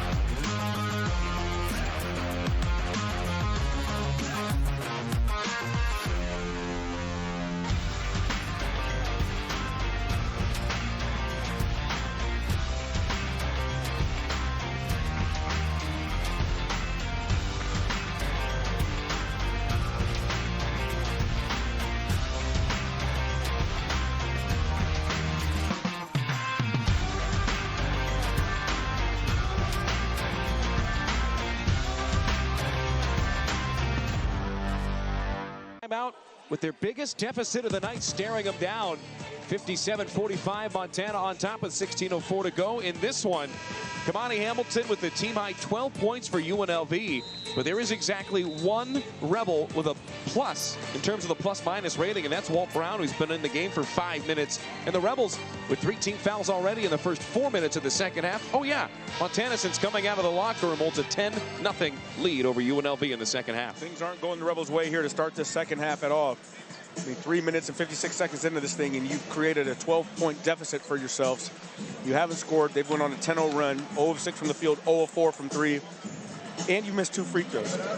The Rebels have to be able to find some momentum, have something going for them positively, but you can't let your defense be dictated by your offense, because right now that's what's happening. Nothing on offense, no effort on defense. Dre Gibbs Lawhorn hands it off to Jacob Benarbi, off the bench providing some energy. That's what JB can do for you. He's got 4 points on the night. And this one knocked away. Gets Lawhorn into the paint. Elevates. Drops it home. There's some momentum for the Rebels. Just like we talked about that, you got to have some defense. You got to have some energy. Just get this thing sped up a little bit. Get in the mix. Try to pester them. Great 4-0 spurt out of that timeout. Here's really the first defensive stand since coming out of that timeout. Swing pass, near corner. Three-point try on a line drive. No good from Thompson.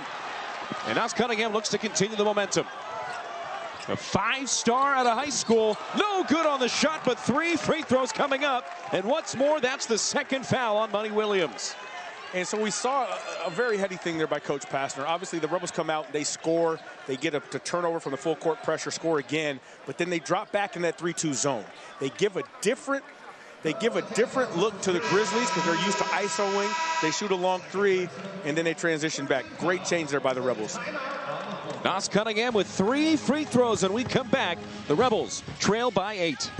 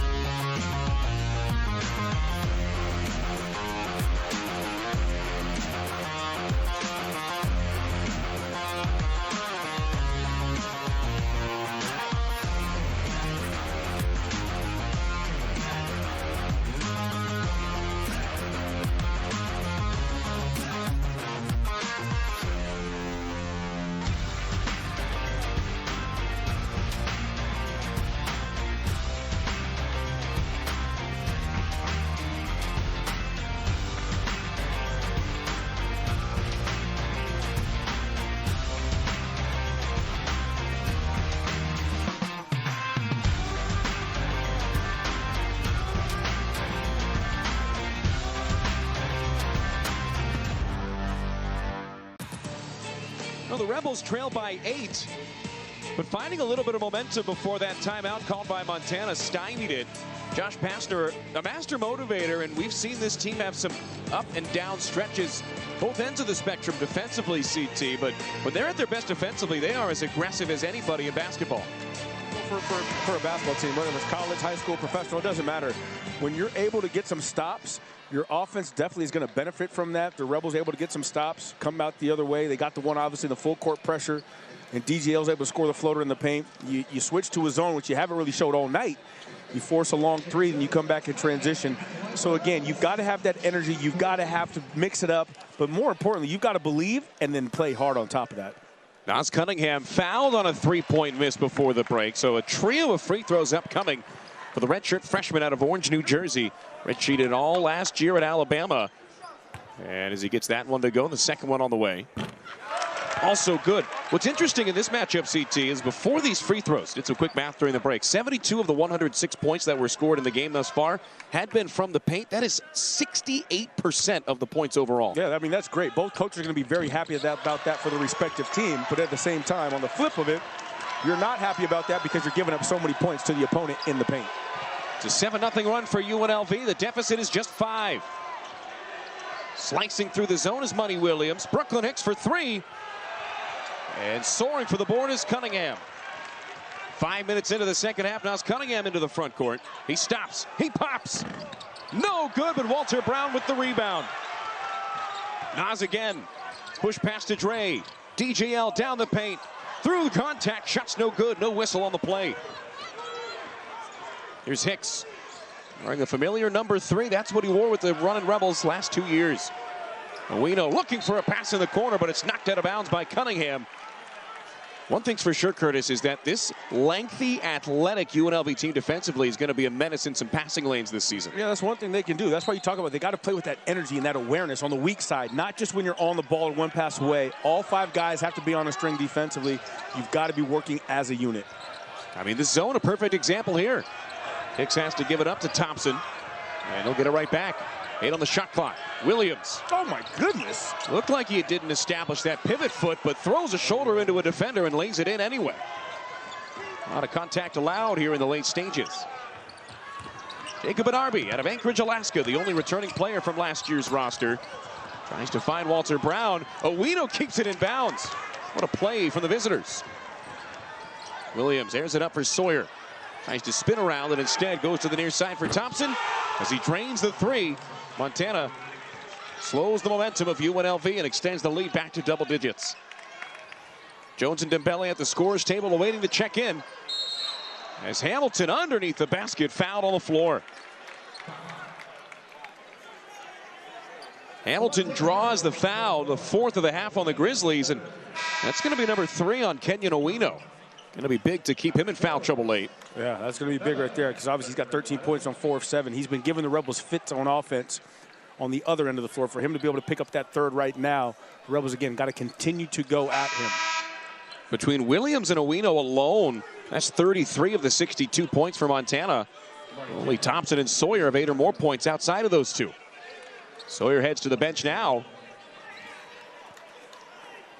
as Nas Cunningham gets ready to inbound this thing. Into the game for the first time is Amari Jenkins. Transfer from Green Bay, originally from the Seattle area, and he's getting into it right away. Monty Hamilton says, let's play some ball. 21 on the shot clock as Cunningham tries to inbound. And could not get it in on time. You saw Josh Pastner kind of with the internal timer going off. He was about ready to call a timeout, but did not. And it's turned over there. And that's one of those things as a player, if you're going to be tasked, and you know this because the course of the season, preseason, and practice, and shoot around, game prep, you know if you're going to ever inbound the ball, you've got to have a 4-second timer. 1 1,000, 2 1,000, 3 1,000. If it's not gone by 4, you've got to call a timeout or just get it in. Williams somehow able to get that one in around Nas Cunningham. Money Williams with a game-high 22 points. 7-0 run for Montana, and the lead back to 12. Gibbs Lawhorn from outside. Now Cunningham knifing through the defense, and a foul on the floor. Was it in the process? No. The officials communicating at the very least, and looks like they're going to keep it on the floor. I'm with you there, Curtis. Yeah, I think that was a good try. We're not quite to the NBA yet, but it's close. In the NBA, that is absolutely a shooting foul with the continuation. In the NBA, they're definitely going to give him that one because the ball does not go back down. He goes into his shooting motion. But in college, they're going to say that one was that first foul that was made that contact that ended that play before he got it up. Foul against Thompson is his first, the 5th of the half for Montana. As Kenyon Owino heads to the bench, Sawyer replaces him. And again, the Rebels went on that run to cut the deficit, but then right now they turn around and allow another 7-0 run back to the Grizzlies. Hamilton one-on-one against Jenkins. Williamson in the corner. Yes, sir! From right in front of his own bench, Isaac Williamson drains the 3, his first as a college basketball player. About time. That was his 4th attempt there from 3. His 5th attempt. He's able to knock that one down. They're going to need someone, like we talked about, to give them some effort, and now they get a turnover in transition. Cunningham knocks it away. Gibbs Lawhorn racing down the floor, lays it up and in. DGL, Agent Zero, goes 0 to 100 to cut into the deficit. Listen to this crowd getting back into it. Let's see what Williamson can do defensively here against Money Williams. 20 points on 10 of 18 shooting, 5 assists as well. Throws it down low for Sawyer. A mismatch if there ever was one. Now they double team. He tries to rip under. Pass to the corner for Hicks. 3-point try, nothing but net. And Brooklyn Hicks in his former arena extends the lead back to 10. Dembele gets Hicks off the feet for DGL. 3-pointer off the mark, off the back of the rim. Dembele grabs a rebound and kisses it off the glass. Great follow-up, and the hustle's been there all night. And again, the Rebels have got to find a way to make sure that they don't allow second chance opportunities. Obviously, there was a double team down here on Sawyer that kicked it out, but you've got to make sure that they find a way to keep the ball out of Money Williams' hands. He's got it in his hands now, nearly loses it. Instead finds Jenkins in the near corner. He makes a 3. Back-to-back trays for Montana, and they've got their biggest lead of the night. Cunningham to the rack. Offensive foul. He went full speed to the bucket. And out of control in the eyes of the officials. 70-59 is the Montana lead. UNLV using Dre Gibbs Lawhorn, who's now at 10 points, to try to get this one back to single digits. Old Trapper Beefs.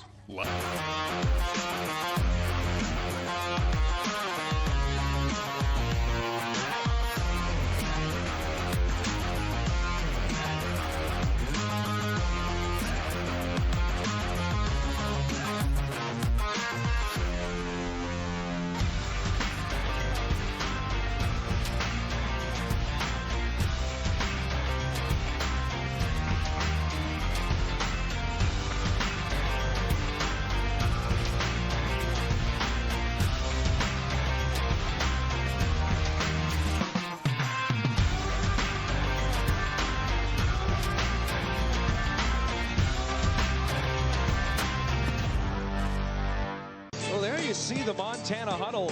12th-year head coach Travis DeCure, the winningest head coach in Montana history. Third most wins of any head coach in the history of the Big Sky Conference. He's looking for his 229th win tonight. He's been 500 or better every season at Montana. They've won 20 games or more 6 times in 12 seasons. And this is a Montana team that is limiting UNLV. Montana also going for their first ever win against UNLV. Rebels 4-0 all-time against Montana, 2-0 in Vegas, although it's been 7,988 days since the last time these two teams matched up, all the way back in December of 2003. So not a lot of familiarity, and these early season non-conference matchups always give you an idea of who you are, but especially against teams that you don't play often. Yeah, exactly. And you talk about a team, again, that's a perennial Big Sky champion, Big Sky championship game player contestant. Coach Travis, I mean, he gets them to the NCAA tournaments 3 times now in his tenure there. But Coach Travis, not just a coach, he's a guy that he is the all-time career leader in assists at Montana in a single season and in a career. And this guy's coached at Old Dominion. He's coached at Cal, been the head coach for 13 years. He's a point guard through and through and knows how to motivate his team. 435 assists in just 3 seasons at Montana as well. And there's a 3-pointer from the Grizzlies as they extend the advantage. 14 points, their biggest of the night. It's Lawhorn trying to generate the offense here. Tyron Jones back to DGL. Stops on the elbow. Skip pass. Dembele trying to find a teammate. Now he's looking hoop. Spins around, has his shot blocked, and coming out to grab it is Chase Henderson. Here's a 3-on-2 the other way. Picks up and under. Fouled all the way in.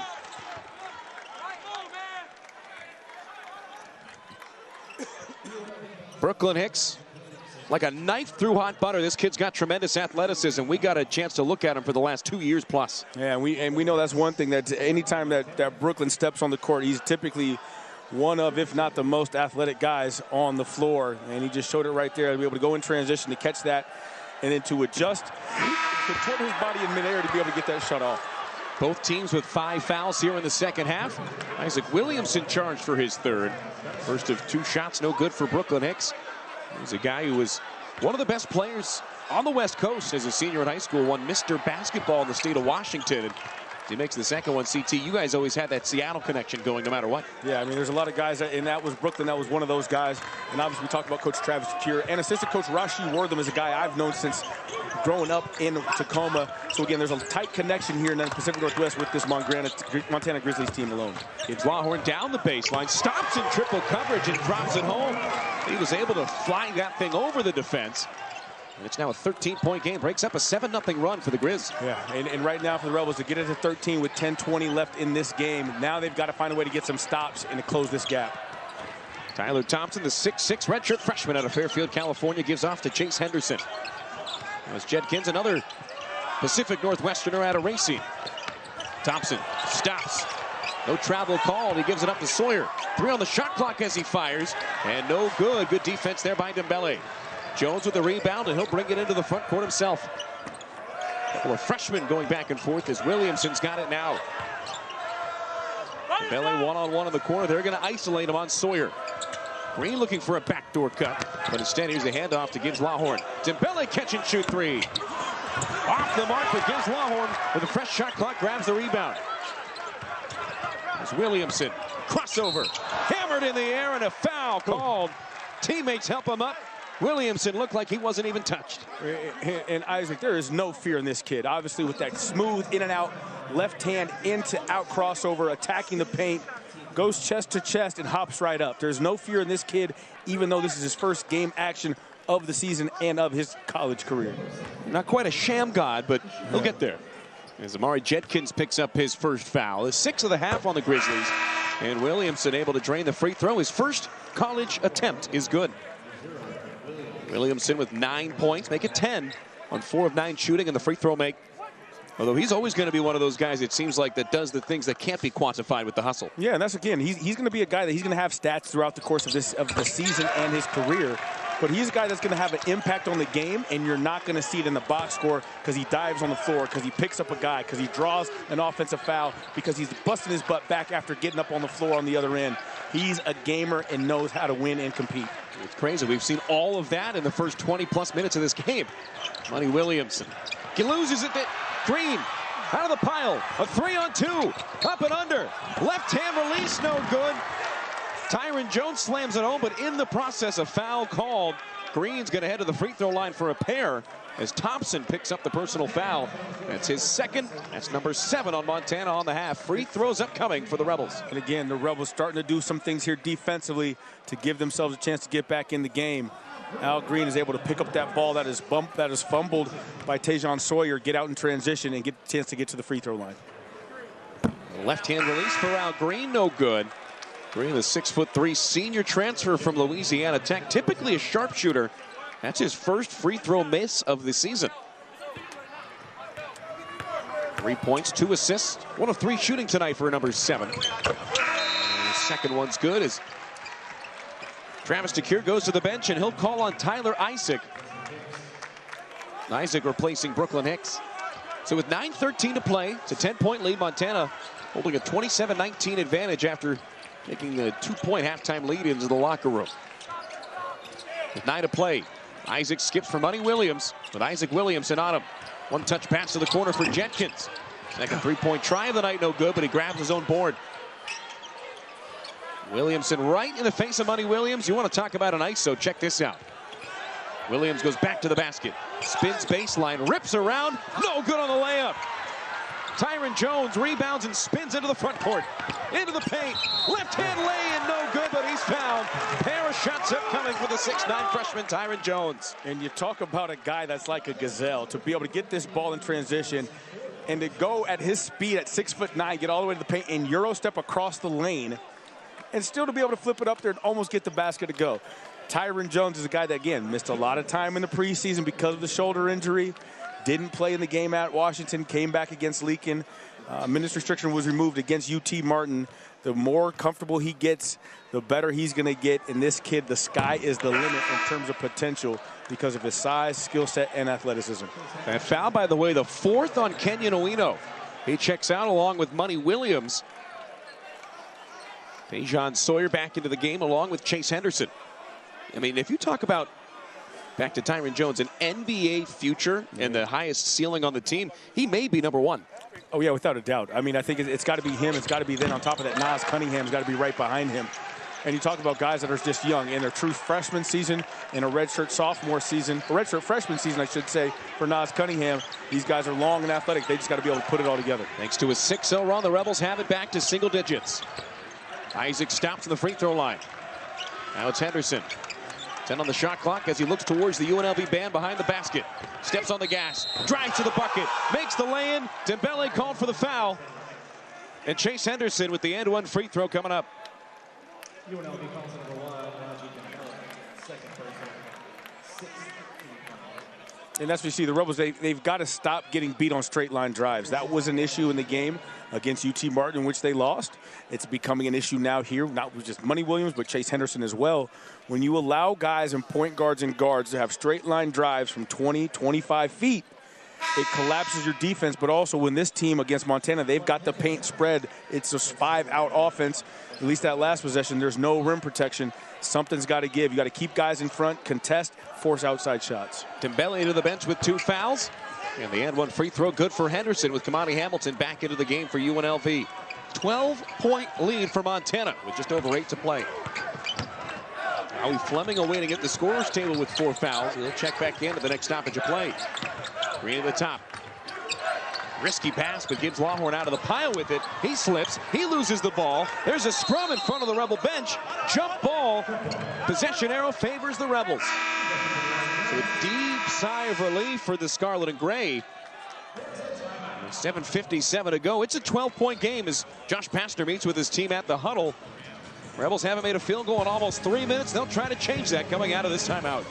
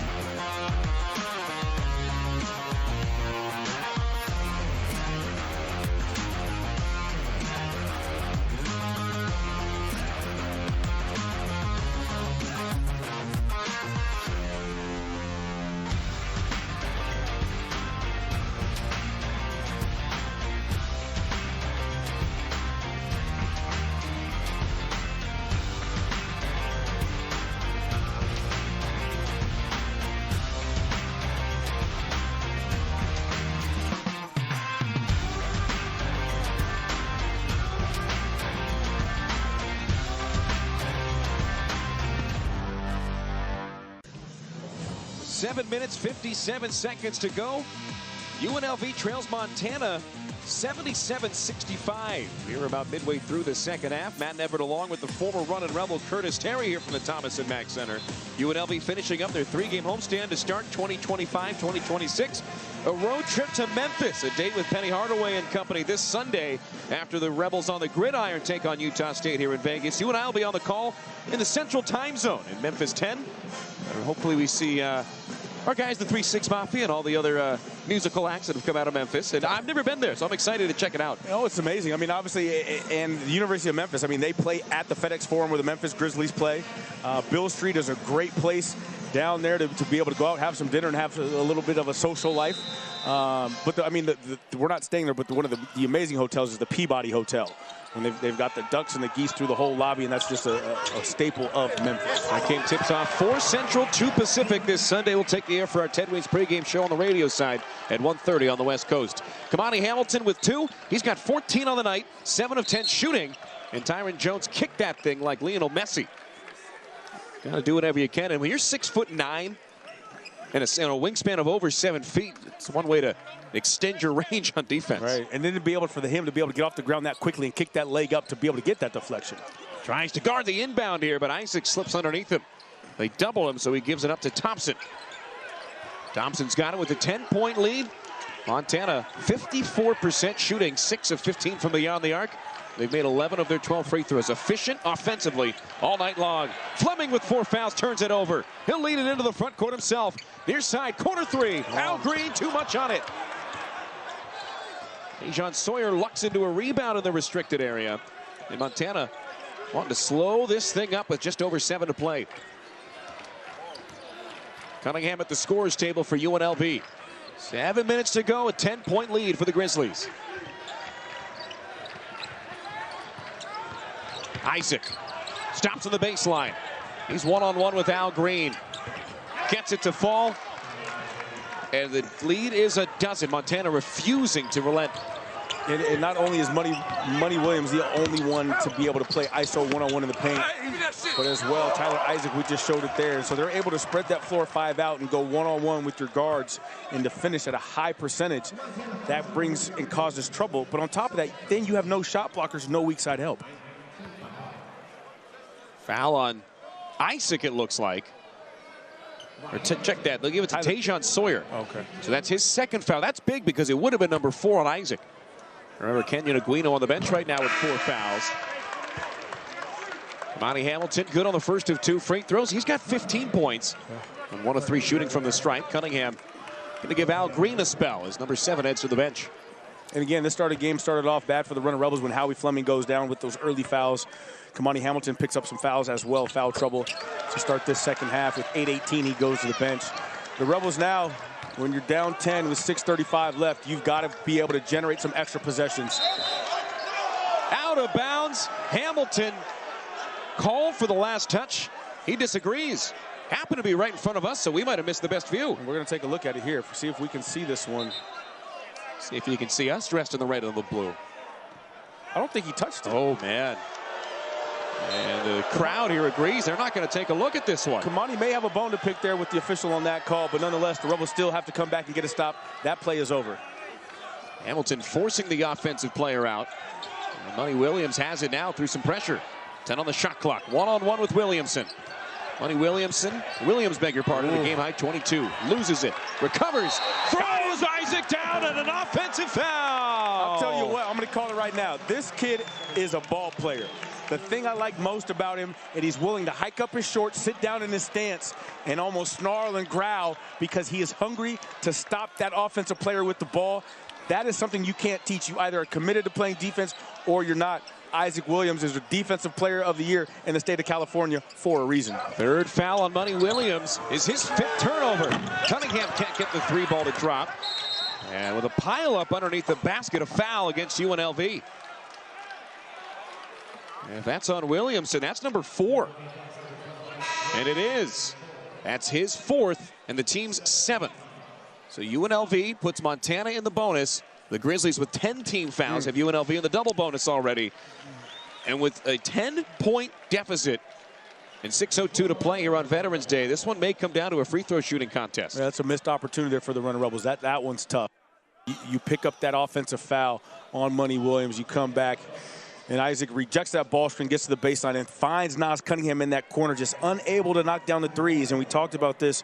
The Running Rebels here tonight are 4 of 23 from the three-point line. That is not going to get it done. The other night on Saturday, they were able to step up and knock down 8 three-pointers. And so, again, that's one thing to where you got to knock down those shots to open up the ball game for you. And right now, they're just not getting much going on offense, inside or outside. Isaac makes the first, earns the second, and drops that as well. At the 6-minute mark, 81-69, with Dre Gibbs-Lawhorn bringing it into the front court. Fleming with 4 fouls has it. Under one-on-one by Williams. DGL fakes right, cuts left. Slings it back to Tyron. Tyron into the paint. Euro step, right-hand finish, and the foul. Woo. He just went over the top. I mean, we talk about Tyron Jones and what he can be, and Coach Pastor says his ceiling and his potential for the NBA. But for a guy at 6'9" to be able to go and pro hop sidestep over a defender and then still, fish hook his body to be able to score, there's guards that can't do that, let alone 6'9", guys. It doesn't seem fair. Third foul on Sawyer. Sends Tyron to the line. And the free throw no good. Jenkins on the board. 10-point game with 5:40 to go. Tyron Jones with 5 points, 4 rebounds, averaging 6 and 5 respectively so far throughout the young season. Isaac to Jenkins. Fleming tight on defense with 4 fouls. Williams dumps down low. Sawyer somehow able to find it. From under the basket makes the shot. Hamilton called for the foul. We talked about this in the first half, or earlier in the second half, and you're going to see it again here. There is no weak side help. That's got to be Tyron Jones has got to be at the block. Nas Cunningham has got to be at the midline at the top of that charge circle to be able to prevent that lob pass. It does you no good, your mom no good, anybody in the building no good to be chasing this guy on the weak side that's nowhere near going to the basketball. You've got to be in weak side. You've got to be helping in that midline. Kamani Hamilton becomes the 3rd different Rebel with 4 fouls. Fleming, Hamilton, and Williamson each with 4. Nobody else has more than 2, and in fact, Dembele and Cunningham, the only other ones with 2. Dejan Sawyer on the front end, or rather on the back end of that and-one play, makes it. And it's 13 points, the lead for Montana. Time running out for DGL and company. Rebels got to find some offensive rhythm, being outscored 37-26 here in the second half alone. Dembele for 3. Can't get it to fall. That would have been one way to drive some momentum home. And Montana slowing things up. Williams and Isaac literally telling each other, let's slow it down in the backcourt. 5 minutes to go. Here's Thompson looking for Williams. He's got him at the top. He races, stops, pops. Can't make it. 4 Rebels to 1. That's a rebounding numbers advantage. Dre Gibbs-Lawhorn, 12 points despite the fact he's 0 for 7 from 3. There's the three-point make. On command. DGL with 15 in the game. His ears must have been burning here. You talk about it, Matt, because he stepped up and knocked that one down. Huge 3 right there to cut that to 10 with 4.5 left. Got to keep it within single digits, likely the rest of the way. Under 4.5 to play. Sawyer at the top. Between the circles, hands off to Isaac. Dembele switches on to the guard. Swing pass, he'll get it back. Another dump down low. Sawyer with the swing. One more pass to Williams. And from the elbow, mid-range shot falls. Beautiful ball movement there. That made Greg Popovich proud. 4 minutes to play. As Cunningham spins it home, he wanted a foul, did not get the call.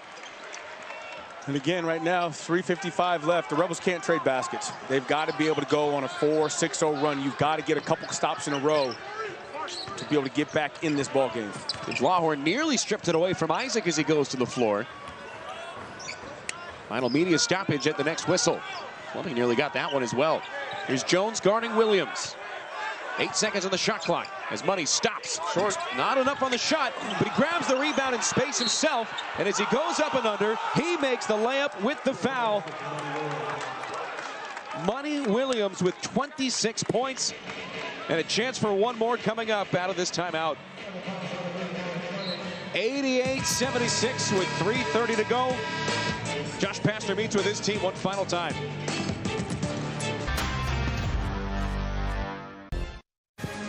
Coming out of the under 4 media timeout here in the second half. 3:28 to go exactly. Thomas and Mack Center with lights, with music. It's almost like a team transitioning from the third into the fourth quarter on the football field as they try to get the crowd into it. UNLV struggling here in the second half, Curtis. Outscored by 10 since coming out of the locker room. And what's more, Howie Fleming called for his 5th and final foul going into that break. Fleming is fouled out. Hamilton and Williamson still in the game with 4. Yeah, and the Rebels have still given up 50 points in the paint, 20 in the second half alone. And at some point, you've got to get stops. And right now, the Montana Grizzlies have made 5 of their last 7 field goals. So the Rebels have been able to score. Looks like they're going to make a run, but then they can't get a stop. So you can't trade baskets with this team. You've got to rebound. And right now, you're allowing Money Williams to have a field night here at the Thomas and Mack. There's plenty of money in this city. I don't think you need to be making any NIL donations to Money Williams because he doesn't have a hard time getting it on his own. Preseason Big Sky MVP, the second in the history of Montana, able to make the free throw and complete the and one 3-point play. Under 3.5 to go, 13 points is the Montana lead. Their biggest lead of the night, 15 thus far. Gray gives Lawhorn, turns the corner, races basket, hands to Jones, a two-hand jam for Tyron. Into the full court press defensively. Isaac picks up the dribble. Williamson unable to get the handle on it as it bounced to Williams. Money slowing it down on the logo at the 3-minute mark. Spins around a screen. Dembele switches onto the guard. They dump it downstairs. Williamson tied up with Sawyer. Foul called against the freshman. They call the foul on 32. They did. Wow. John Sawyer picks up the personal. Judging by the reaction of the Montana bench, they sure thought it was going to be on Isaac Williamson. And so we talked about this before in terms of that weak side help. If you're not going to have the weak side help, again, Nas Cunningham was hugging his side guy on the weak side. But Isaac Williamson knows you've got to get low. You've got to drive that defender out or that offensive player out. And then when the ball comes, you got to jump and make a play. That's just a heady play. But again, that's a guy that builds his game and hangs his hard hat and takes his lunch pail to work every day because he's a defender. With the Rebels in the double bonus, a couple of free throws coming up for the true freshman. A foul, by the way, on Tajon Sawyer, his 4th. So both Sawyer and Owino, who are down on the low block right now for Montana with 4 fouls. Money Williams and Tyler Isaac with 3. Hush falls over the crowd. The second one no good as well. He missed them both. Williamson with 11 points in his collegiate debut. And the Grizzlies able to break the trap. Williams knifing a pass through to the defense. Sawyer makes the layup and the foul. Ooh, boy. So dire straits here at this point for the Rebels. And we talked about this early in the first half in terms of the Rebels going to this 1-2-2 full court or that 3-quarter court zone press. If you miss and whiff on that steal going for it at midcourt and you allow them to get the ball to the middle just like they did in the first half, Money Williams gets the ball and he's attacking. It's a 3-on-2. And you got one guy trailing trying to bust his butt back. But at that stage of the game, it's too late. Not only does Tajon Sawyer score, Isaac Williamson, as a young freshman, learns you got to concede that one because now you just almost gave him the 3-point play, but you foul out. And that's number 5 on Williamson. The free throw no good. Walter Brown replaces him, and he's got the ball now on the near side. Jones slips in the defense. Oh, what a jam! Throw it down, Tyron.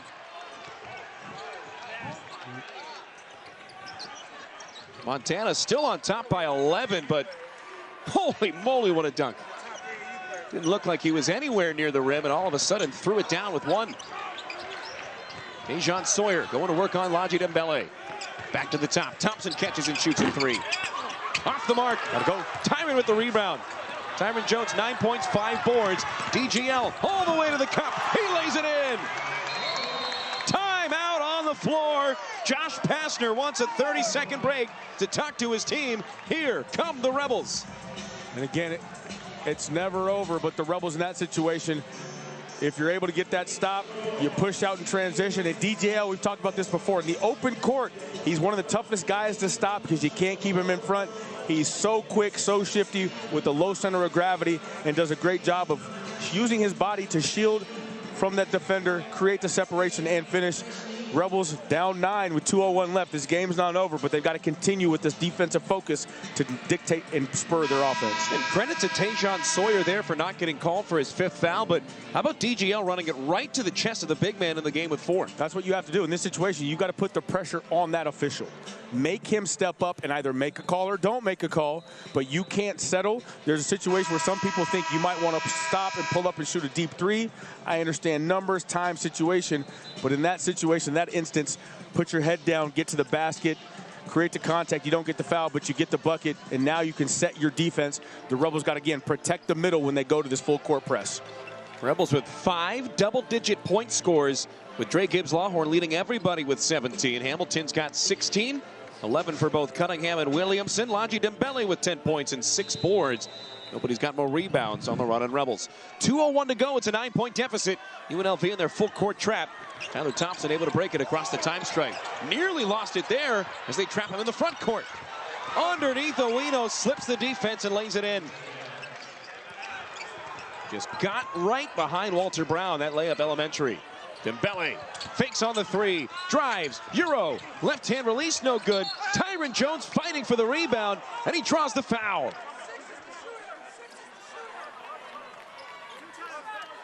If it's on Sawyer, that's number 5, and it is. And it is, yeah. Tajon Sawyer fouls out. Tyron Jones with an incredible effort there. Yeah. Sawyer fouls out with 18 points and 9 rebounds, a season high in both categories. Travis DeCure trying to argue his case. Montana wants to keep one of their 2 big men in the game with 4 fouls. But Sawyer's out. Owino also on the floor with 4.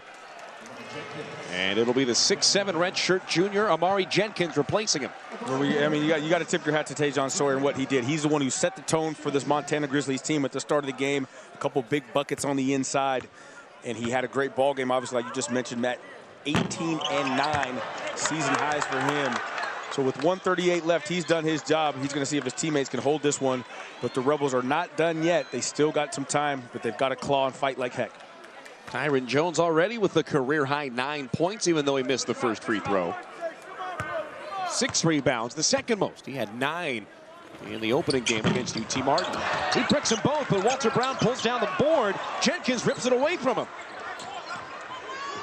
And Montana with 90 seconds left, enjoying an 11-point advantage. Owino double teamed on the far side, so he gives it back to Williams, guarded by Jones. Keeps the pivot, spins, races to the basket, hands it off to Jenkins. Jones rejects it, but a foul called on the way up.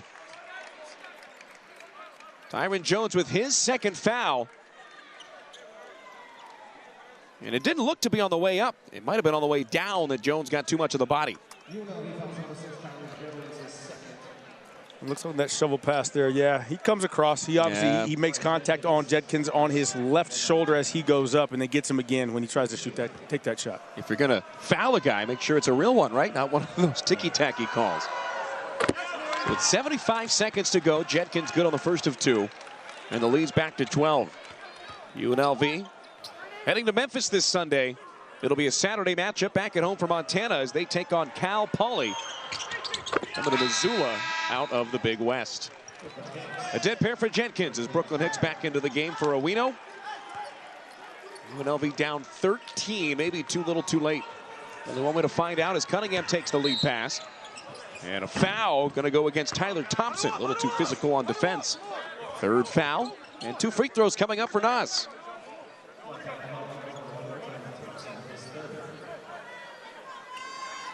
What's interesting is you look at the box score for this game, Curtis, is both teams have taken just about equal amounts of free throws, or field goals, I should say. Yeah. Montana with 65, UNLV with 64. Montana's just been a bit more efficient. 17 free throws out of 19 attempts also doesn't hurt for the roadside. Yeah, I mean, and they're shooting 38% from 3. And this is a team like we talked about before. On the season, they're only shooting 27% from the 3-point line in 3 games that they've played so far. So again, the Rebels didn't shoot themselves in the foot like they did against UT Martin in terms of the turnovers, but not being as efficient. But then points in the paint, giving up 54 points in the paint is what hurts you, because right now you've given up 95 with a minute still left. Timeout called by Montana. Monty Williams trapped as soon as he crossed the time stripe. So both teams will head to the benches with 64 seconds. Join us tomorrow night at the Bailiwick at Orleans for the Josh Pastner Coaches Show, 6 to 7 o'clock.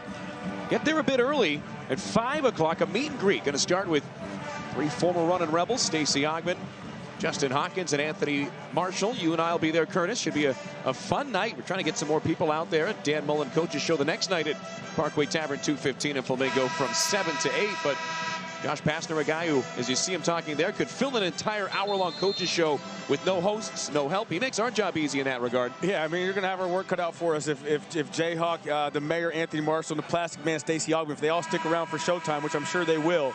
We're going to have to, at some point, we're going to have to pull the plug on Coach's mic so that way everybody else gets a chance to chime in and share their 2 cents. I talked to Hawk today at Shoot Around about the meet and greet. His first question was a good one. Is the food there any good? I said, absolutely. Yeah, Bailiwick is outstanding. It is. The food is good. Really if anything, excited. come on out, have a bite to eat with us, have a beverage, but come out, have a good time, share some stories, hear some stories from 3 of the best Runnin' Rebels that we've had here on campus. Walter Brown picks up a foul on the inbound. He looks kind of confused. Not a ton of contact, but he closed out hard trying to trap Williams on the inbound. Walter Brown really hasn't had that coming out party as a Runnin' Rebel yet. No points, no field goals attempted tonight. However, 5 rebounds and 2 assists. And he's a guy who is a senior by eligibility, but that's because he played 5 years plus professionally down under. And you weren't here. You were calling the football game at Colorado State on Saturday night. But Walter Brown is the one who put the exclamation point on that 101 point scored. He went down the lane, had a nice dunk, cocked it really far back and put it in.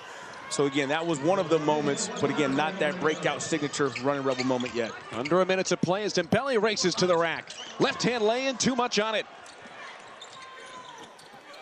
Thompson, now Williams trying to break the trap. And it's tipped into the front court. Isaac underneath, he's fouled on the lay-in. Really all you can do there if you're DGL. His first foul comes with 43 plus seconds to play. And it's been a second half to forget for UNLV. Yeah, and again, the Rebels, we talked about it from the start in terms of if you're going to full court press, that's great, that's fine, but you can't gamble and take too many risks unless you have a balanced floor. And there was one too many times in that first half when they allowed Money Williams to get to the middle, turn, and it's 3-on-2. And then again, here in the second half, the same thing happened, but right there, I understand you're trying to sell out and get a turnover to have a shot to win this game. But that's one of the few things as well as points in the paint. And straight line drives to the basket that ultimately did the Rebels in here tonight. 14 points. Montana's led by as many as 15 tonight. Gives Lawhorn nifty up and under. His timeout called by Travis DeCure. Going to stop play with 35 plus seconds to go. And at this point, you're playing for pride if you're UNLV. I'm sure there's some merit to, hey, at this point, we cannot let our opponent get to 100. Yeah, that's one of the things. I'm sure there's many things that are going to be said, not only in the huddle, but in the meetings tonight.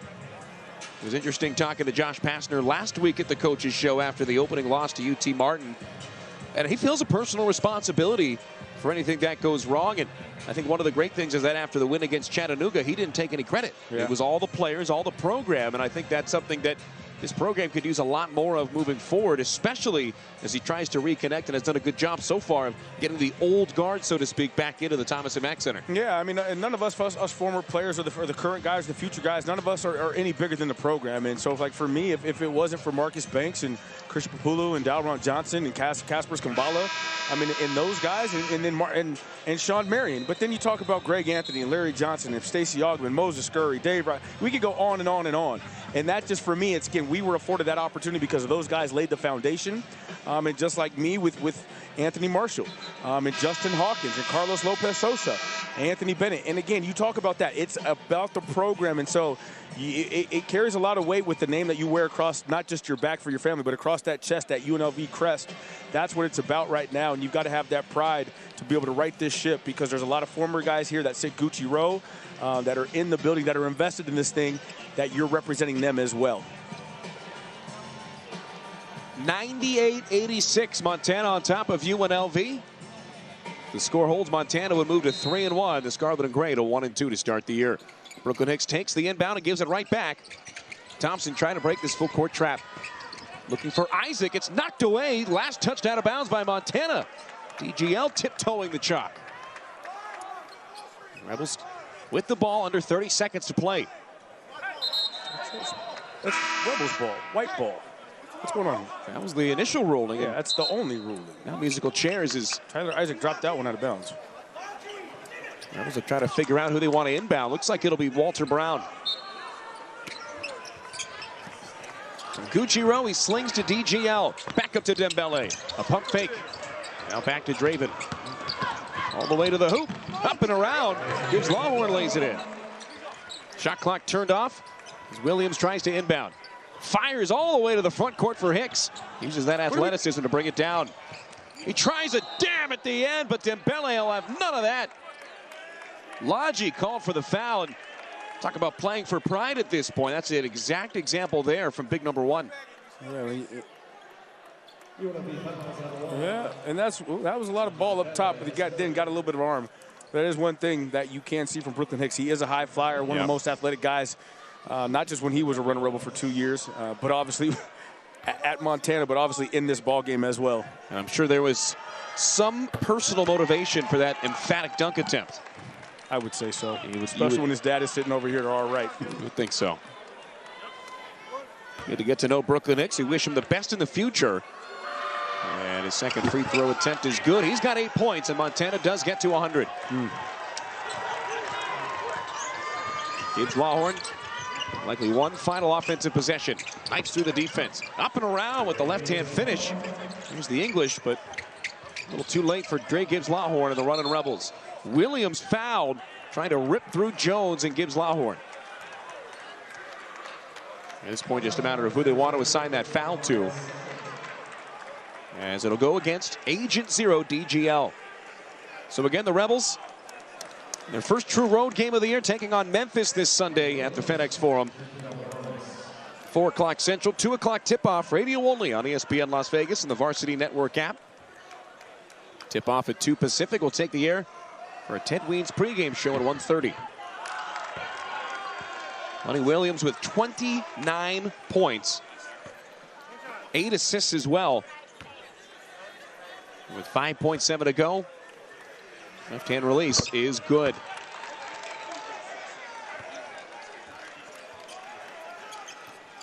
One last chance for Dre Gibbs Lawhorn. From the top of the key, a long three-pointer falls. And that's where our score is going to rest as soon as this ball's inbounded with under a second to go. And that's a final. 102-93 as Montana upsets UNLV. And while the Rebels have scored a bunch in their first 3 games, the defense has been an issue, especially tonight, where Montana shot 55% from the floor, 6 of 16 from distance. Yeah, and it started early on. It's Tajon Sawyer, Money Williams, they got going early in that game. And you talk about Money Williams, 18 at the half, and what he was able to do. It was just a tough game for the Rebels. Giving up 54 points in the paint alone ultimately is what caused them to have a tough go of it. But the Rebels just didn't have enough to be able to pull out that win. Dre Gibbs Lawhorn, the leading scorer for UNLV with a season-high 26 points. DGL did turn in a career high with that scoring output, but again, just too little too late when push came to shove. Montana much more efficient offensively all night long, but especially in that second half. Yeah, just not enough consistency from the Rebels offensively. Again, you come out, you put up 93 points. That's great. That sounds really good and looks really good coming off putting up 101 on Saturday night against Chattanooga. But you've got to find a way to be able to get some stops, especially when you've got the Big Sky preseason player of the year coming in and trying to put on a performance, a former runner Rebel in the house as well. But the Rebels going to be going back to the drawing board because it doesn't get any easier.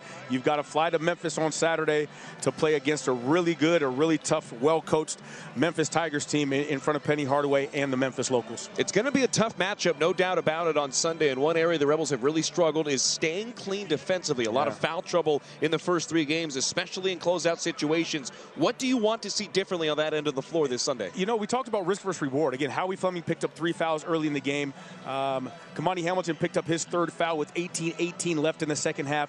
The guys got to be smarter and say, is it really worth risking this one play for the entirety of the rest of the half or for the game for my teammates? Because you've got to be on the floor. They've got to have those opportunities to score, because when they go down, yeah, Isaac Williams stepped in and played a great ball game for his first time as a running Rebel, but just not enough continuity for them time, and you've got to be able to make some shots, but make life easier for yourselves as well. 102-93 the final as Montana defeats UNLV here at the Thomas and Mack Center. Rebels 1-2. The Grizzlies at 3-1 to start out 2025 and 2026. Rebels head to Memphis this Sunday. We hope you'll join us there.